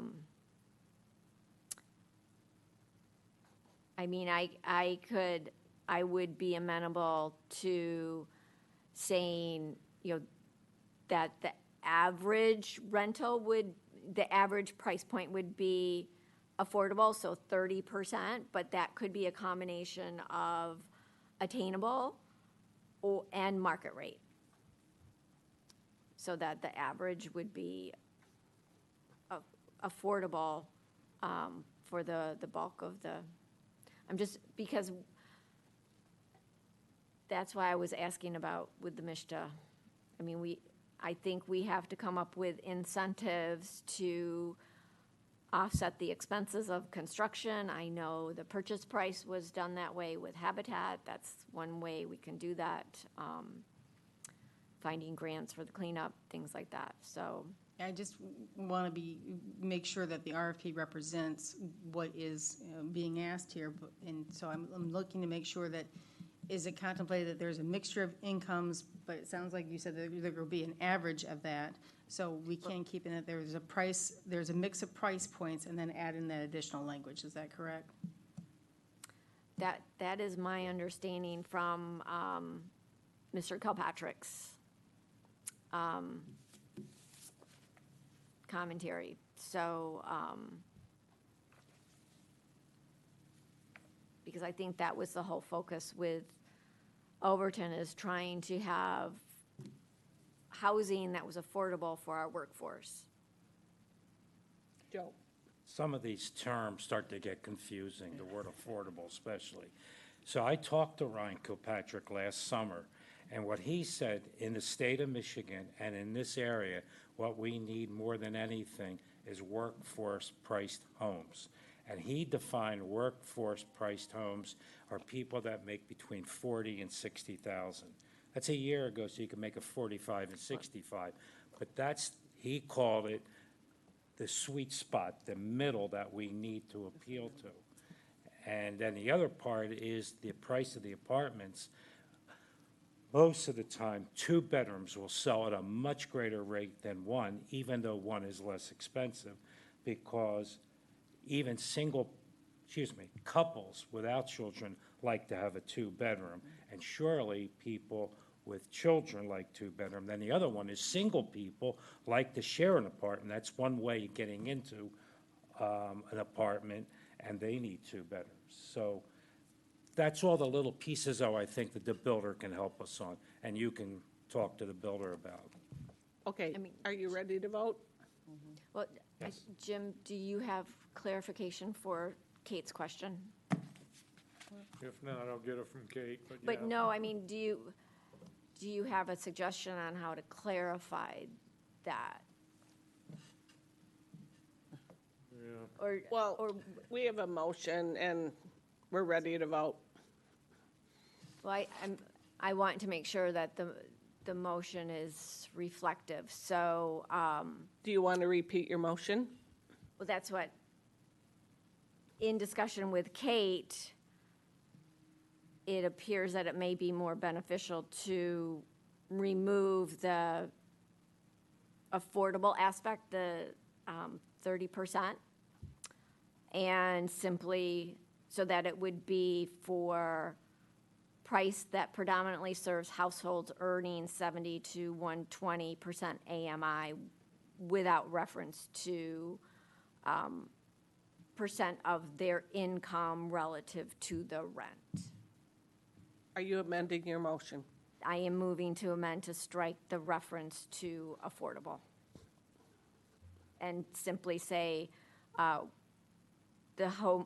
for households earning between 70 and 120% AMI. No, I don't agree. Can I ask a question? Okay. George? So I'm still concerned by limiting the number of units and then specifying that the price for those units are going to be in the 70 to 120% AMI range. I feel like we are boxing in the developer, and because he's not going to be able to improve affordability by making more units, and he's not going to be able to do anything to make the number, potentially make the number of units at that price point. And we're trying to get in the head of a developer here, and I don't think we should be doing that, because I'm not a developer. I want the developer to come back to us and tell us what works for him. He's the one that's going to be spending the money. We're not developing anything. I agree with George. Could we have last comment? Yeah, I agree with George wholeheartedly. I think we're going to hamstring the developer for even get started by trying to limit the number. Let's see what they come back at. But if we could put more apartments in that same lot, why not do it if we can keep enough green space? but we're short 150 units according to the information. So if we can get closer to 100 or 110 even, and still have plenty of green space, then why not do it? Why would we try to limit the builder and squeeze them trying to make a profit? And then we're gonna get back to maybe where Habitat finally walked away. Give them some latitude, let them come back to us. None of us sitting up here are builders or experts, I don't think. So let's give them more latitude and let them see what they come back at. And I think that's what you told me before. Yeah, and I think, I'm not speaking for Kate in this case, but I think this has been helpful for us to get a sense of what the council's looking for.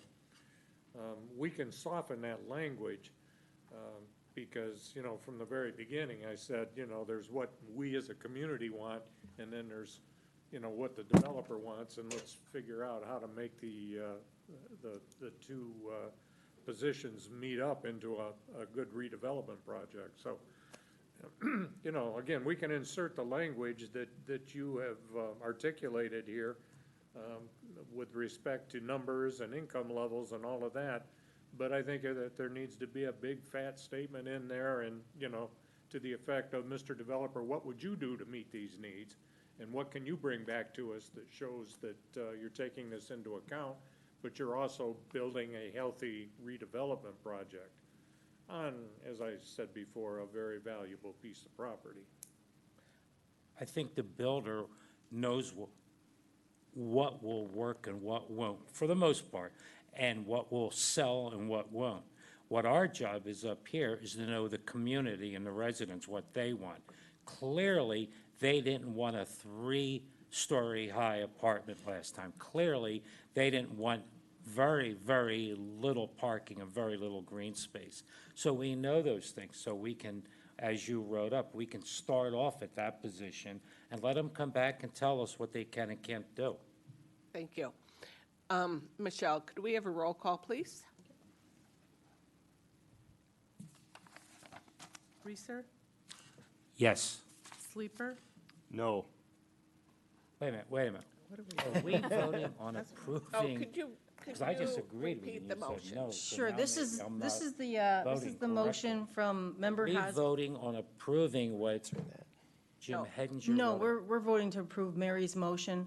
Mary's motion to update the RFP with 60 to 90 units, have a price point predominantly that serves households 70 to 120% of earning households. I may be saying that wrong. AMI, thank you. And that to encourage a majority of the site or all of the site to be rentals, and then to, with the ability to modify any of these requirements with certain, with justification. Okay, let's redo the roll call vote. Sorry, Joe, that was my fault. Reeser, No. Sleeper, No. Wilkins, No. Arnold, No. Hasley, Yes. Onuki, Yes. Brown. No. The Motion motion fails. fails. Thank you. George, do you have a motion for us? I'll move that we approve the language of the request for proposal as it is. Second. Any discussion? Michelle, could we have a roll call, please? Yes. Sleeper, Yes. Wilkins, Yes. Arnold, Yes. Hasley, No. Onuki, No. Reeser, Yes. Brown. Yes. The motion passes. Thank you. Why don't we take a 5-minute break? Is there a motion to go into recess? I'm going to take a 5-minute break. Second. All in favor, say yes. Yes. Yes. Opposed? Thank you. We'll be right back. 5 to 7.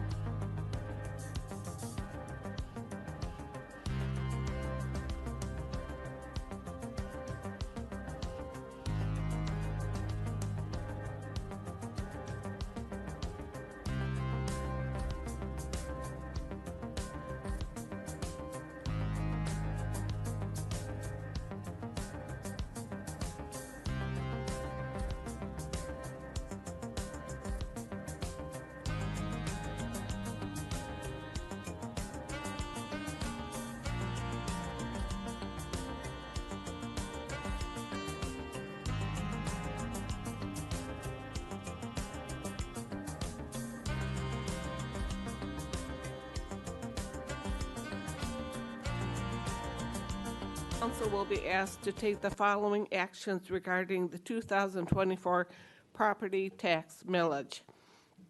A, hold a public hearing to update 2024 winter property tax millage rate. And B, consider approval of Resolution 2024-44, amending the 2024 property tax millage. Kate. Thank you, Mayor. This is a public hearing. As we normally do in our budget sessions, we hold a public hearing on the truth in taxation and what your property tax millages will be. We did that earlier this year around May. We did not contemplate what the effect would be if the recreation millage would pass. Had we done that, we wouldn't have to have this public hearing tonight. It would have already been done. So that's a little bit of a learning curve for city staff who haven't done this before. When we do millage renewals, we already kind of contemplate that in, so that's already kind of baked in. So this is a cleanup item to make sure that our truth in taxation conforms with state law.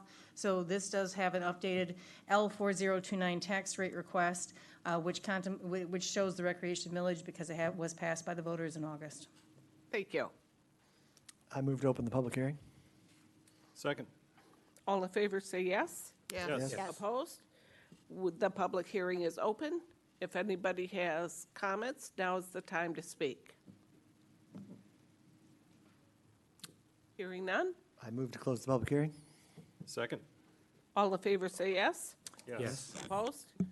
The public hearing is now closed. Is there a motion to approve the resolution? I make a motion to approve Resolution 2024-44, amending the 2024 property tax millage. Second. I'll second it. Any discussion? All in favor say yes. Yes. Opposed? The motion passes, the resolution passes. Number 14, the City Council will receive an update from Police Chief Natalie Thompson.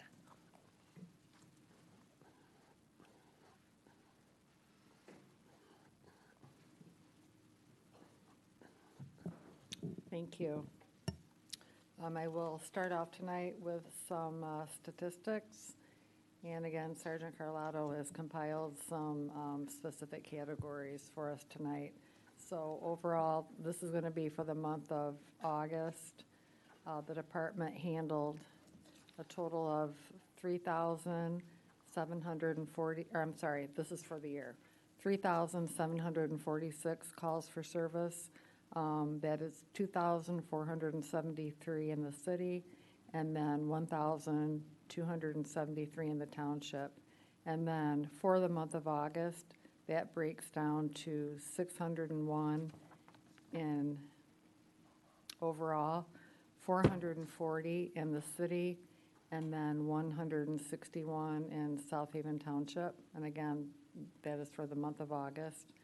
And then some of the specific categories, the criminal complaints that we responded to, there were 16 assaults, 2 child abuse, neglect, 7 disorderly conducts, 10 fraud, 7 hit and run crashes, 1 indecent conduct, 18 trespassing, 15 threat complaints, 2 automobile thefts, and then 25 other thefts. For the non-criminal calls that we responded to, there were initiated 125 traffic stops, 6 traffic crashes, 2 traffic hazards, 21 welfare checks, 27 alarms, 27 animal problems, 6 civil disputes, 14 general assistance, 6 peace officer standbys, 14 suspicious situations, and 4 juvenile problems. And then traffic enforcement, this is for the year to date. We have handled 219 traffic crashes, and that includes the city and the township combined. And for traffic enforcement for tickets for the year, we have given 48 violations, warning violations, 766 tickets for violations, so that's a total of 903. So 766 tickets, 48 warning violation tickets. And then just a little bit for significant incidents that happened over Labor Day. Of course, there was a news release on this. We had the incident at McDonald's with the person who brandished a handgun. The officers did a very good job. Were able to get her into custody, seize the gun. That case is pending right now in court. So luckily, no one was hurt. It could have had a very different outcome, but everyone did a very good job in handling that. Everyone stayed safe. And then back in August, school was not in session yet, but it's just an example of how well our department investigates any kind of threat that might come through that has to do with the school. So we received an FBI notification through eGuardian of a potential school threat that was made on Snapchat through the internet. The Snapchat comment was very specific by an individual stating that they were going to shoot up everyone in the school. Very specific. It mentioned a gun. There was no lockdown because obviously school was not in session yet. But the officers made a home visit, interviewed parents. We seized the phone and did a search. We currently have the cell phone, and we do what's called a forensic exam on that. And what we do is we conduct a threat assessment, and we did not find any indicators that a credible threat existed. However, the individual was suspended from school, so we work very well with our public school system. So that is all pending also. I don't know what the outcome will be, but it's just an example that the department does a really good job in just weeding through any type of threat where it's physical, it happens in school, it's, you know, on the internet, and there's a lot of that, unfortunately. And a last incident that we had, of course, we have a lot of retail frauds at our big box stores. We had a young female shoplift quite a few items at Meijer. She took off in her car, attempted to get away from officers, and then fled on foot. Officer Van Brussel and our K-9 were able to track her a short distance away. She was located with several items of stolen property. She was actually in a stolen vehicle, which we recovered. She had methamphetamine, so many charges. No one was injured, and our K-9 did a very good job in getting her into custody. Upcoming training, our department is going to start coordinating with Police One online training, primarily next year. The Michigan is now requiring police officers have more continuing education credits just for our license, like a lot of other professions have. So in order to keep up with all those requirements, in addition to in-person training that we do, most agencies are going with this Police One Academy that allows us to do some of the courses online just to keep up with the standards that are going to now be required. It's not optimal, but with the staffing that we have, it's not going to be physically possible to drive all over the state. So luckily, every department in Michigan this year did receive funding to pay for all the new required training, so that is a benefit. And then last month, one of our officers, Josh Lee, attended a crime scene technician school. We lost an officer to retirement a few months ago. Officer Rumler was one of our crime scene technicians, so one of our new officers stepped up and will be taking that over. Upcoming events, of course, this Thursday, we've got Touch a Truck, so all city staff will be participating in that from 3:30 to 6 o'clock. And just a little bit, just for the police department, if everyone can have patience with us, we are been trying very hard to recruit. We are still short-staffed on the road patrol. Increasing demands on our department require that our additional personnel that we have stay on the road to maintain the service levels that we have. So, you know, there's going to be a lag until we get back up to full staff. So have patience. Critical incidents especially, we're going to have to really rely on the 2 sergeants that we have. So hopefully it's temporary, but just keep that in mind. We're working very hard on recruiting, but it's a difficult thing right now. So hopefully soon we'll be back up to full staff. And so just have patience with that. And that's all that I have for tonight. Thank you. Any questions? Thank you very much. Yep, thank you. Did you have a question, Mary? I was just going to wish her well. Okay. Yep, thank you. Thank you. It is now time for public comment. Citizens in the audience will be heard on items not on the agenda, and you have up to 5 minutes. Mayor Brown, did we miss an item from the consent agenda? Was that added somewhere? That is 16A. 16? Okay, very good, thank you. Thank you.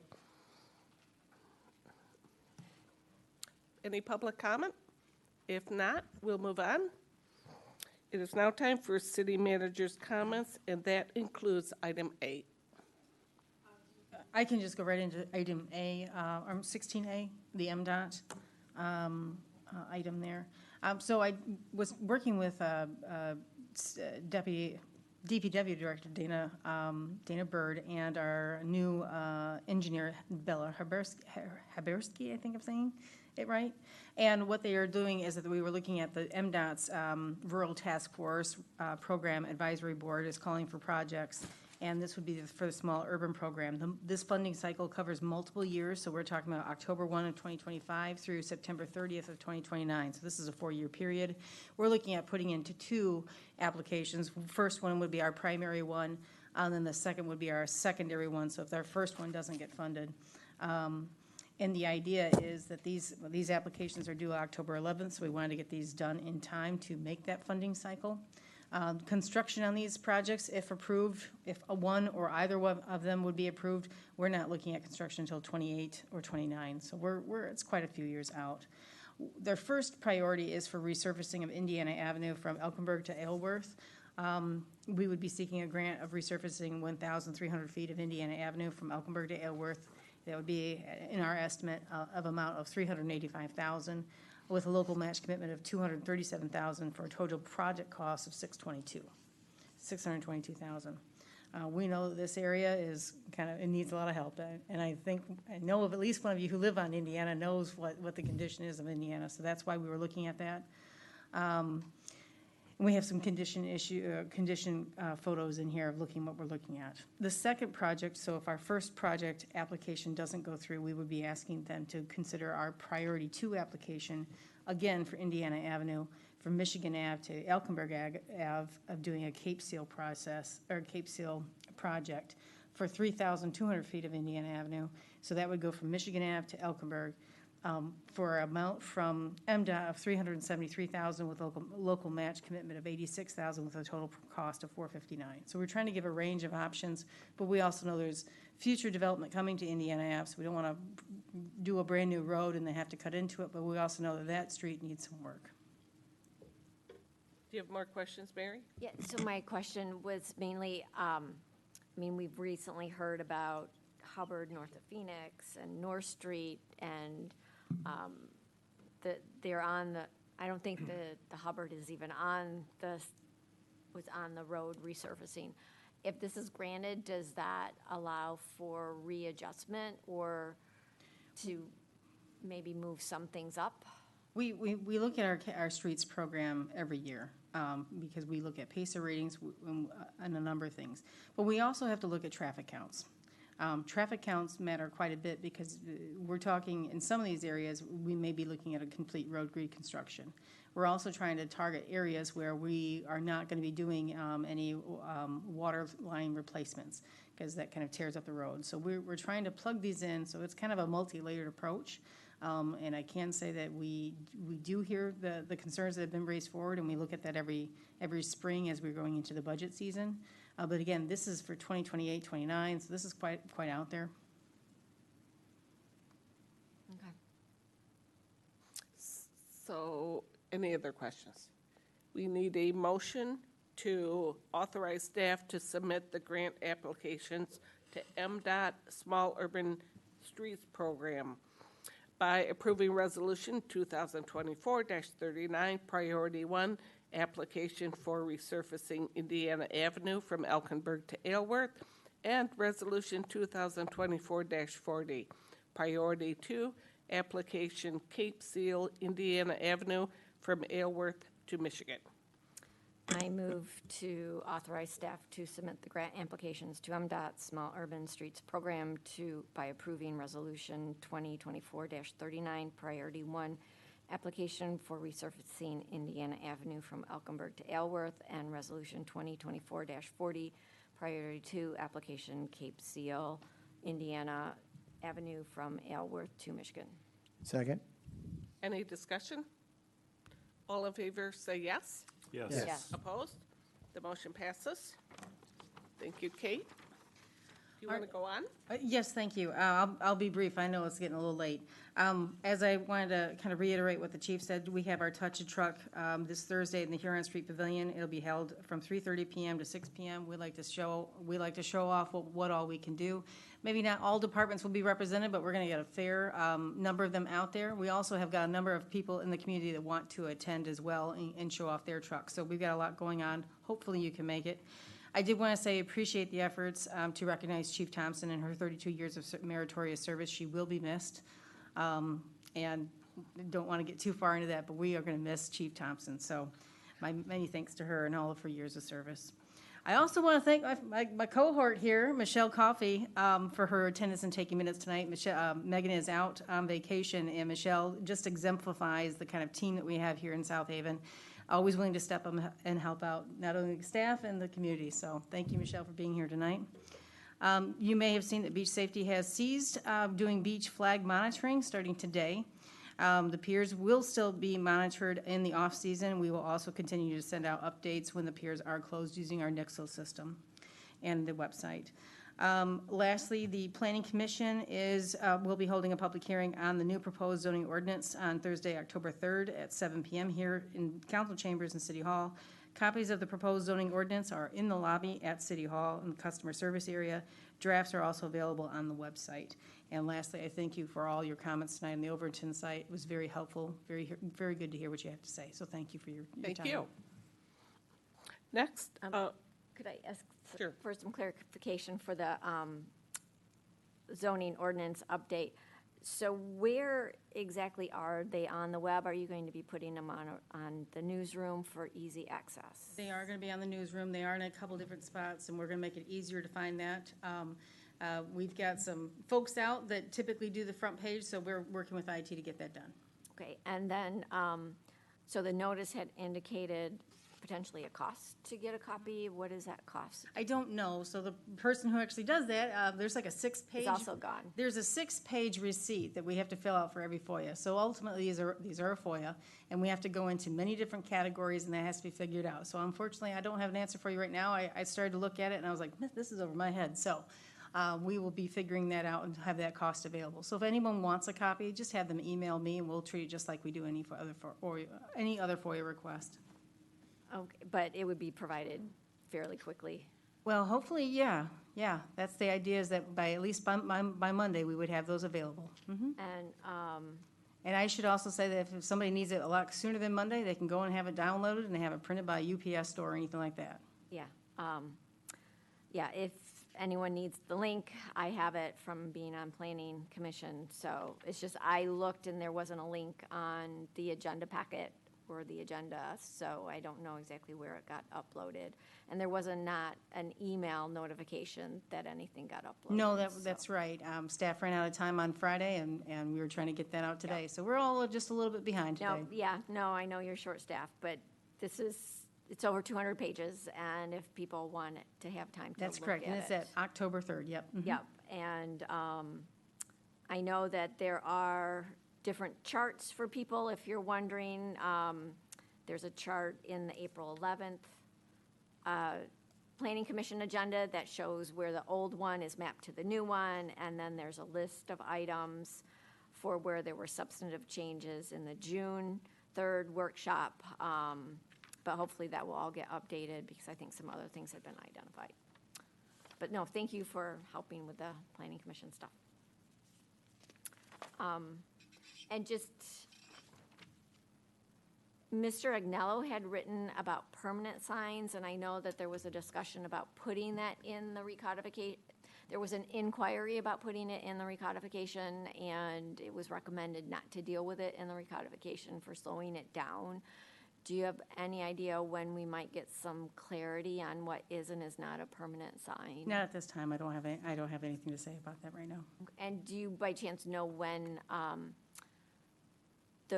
the ordinance for, so the zoning ordinance back to Planning Commission for the short-term rental, or the ordinance for our regulatory code might come back to us? The zoning ordinance is at the Planning Commission. I'm not sure what all is going on. I'm sorry. We had a meeting, and Cliff Bloom was going to be working on revisions. And so we don't know when that might. I don't have anything. I don't have an update on that. Do you have an update on I when do we not. might get the code of ordinance? I do not, no. Okay, thanks. Okay. Time for city council comments. Joe? I want to thank all the people that came out tonight, especially to talk about Overton and that group, Overton 2.0, that took the time and energy to investigate what they thought was best for the community. I think we're moving in the right direction, and I'm optimistic, and I do think we can do two things at once, meaning Overton and move forward with the STR issue. So I'm looking forward to that in the near future. Again, I want to say, Natalie, congratulations. I will definitely miss you, as we all will. And then a special happy birthday to Wendy. Sorry you have to be here on your birthday. Thanks. George? So one aspect of being on city council that is not fun is when something bad happens in our community. Having Chief Thompson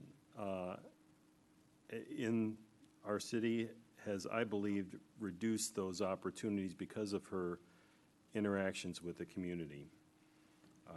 When the bad things do happen, and they will still happen, Chief Thompson deals with those professionally, with empathy, and being considerate of the people involved. I want to thank Chief Thompson and wish her the best. Well said. Thank you, George. Letitia? First, I want to thank everyone for coming out tonight. But of course, this is a Chief Thompson Day, and I'm going to certainly miss her. Someone has some big shoes to fill, and it is my hopes and my encouragement to the city manager and the mayor that we take our time and get someone that is going to continue to build that bridge in Ward 1 and build those relationships. I think it is very critical. We don't want someone to come in and tear that all up, all that hard work she has done. And we are going to miss her, and I certainly agree with what George said about when bad things happen, she was always stepping up to the occasion. And she, although she is a small woman, she walked up to those occasions pretty broad, pretty big, and I appreciate her. And she was always professional and always very kind to me and to my family, and I appreciate that. And whenever she came to the South Side, she was always very kind to the South Side, to this ward, South Side Ward, Ward 1. I appreciate that because prior to her, there was not a good relationship at times, and so I appreciate all your hard work, and we're going to certainly miss you. But again, I hope that we take our time and get the right person that is going to be as caring as she has been for us. Thank you. Thank you. Mary? I, too, wish Chief Thompson all the best. I share everyone's opinion that she has been excellent for our community. She brings people together, and she listens to everybody, and she's open-minded, and she really focuses on how can this be resolved in an equitable and amicable manner. And I certainly hope that that temper continues with the predecessor, because those are pretty large shoes to fill in our very dynamic community, and I would hate for that to be lost, and that it continue and at the same rate. As was mentioned, we do have our Planning Commission meeting on October 3rd, and there was a robust discussion at Planning Commission on September 5th, and so I'm looking forward to some revisions, and I really hope that we do find some paths forward and we can multitask. I do think that there are some differing opinions, and I am going to provide some comments to Kate to send to legal counsel, because I do want to make sure that we look at what we currently have and the plain language of what we currently have, and make sure that where we go from here is forward.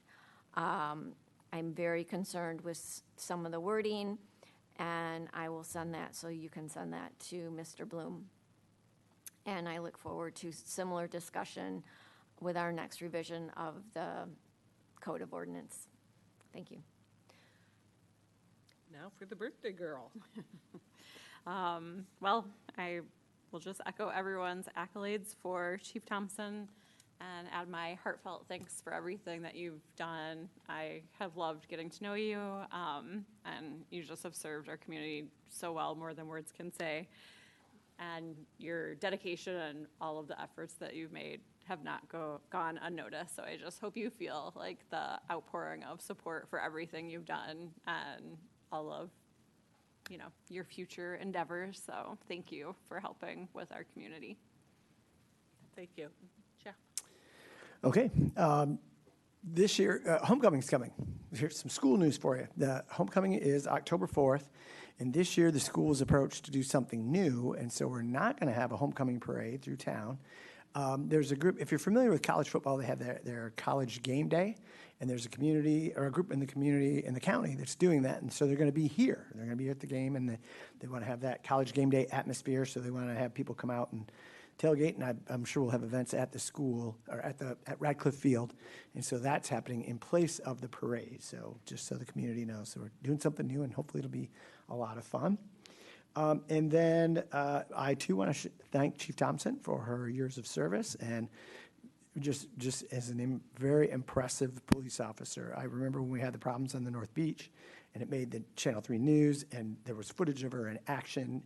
So composed, so professional, handling such a bad situation. I was very happy that she was our police chief.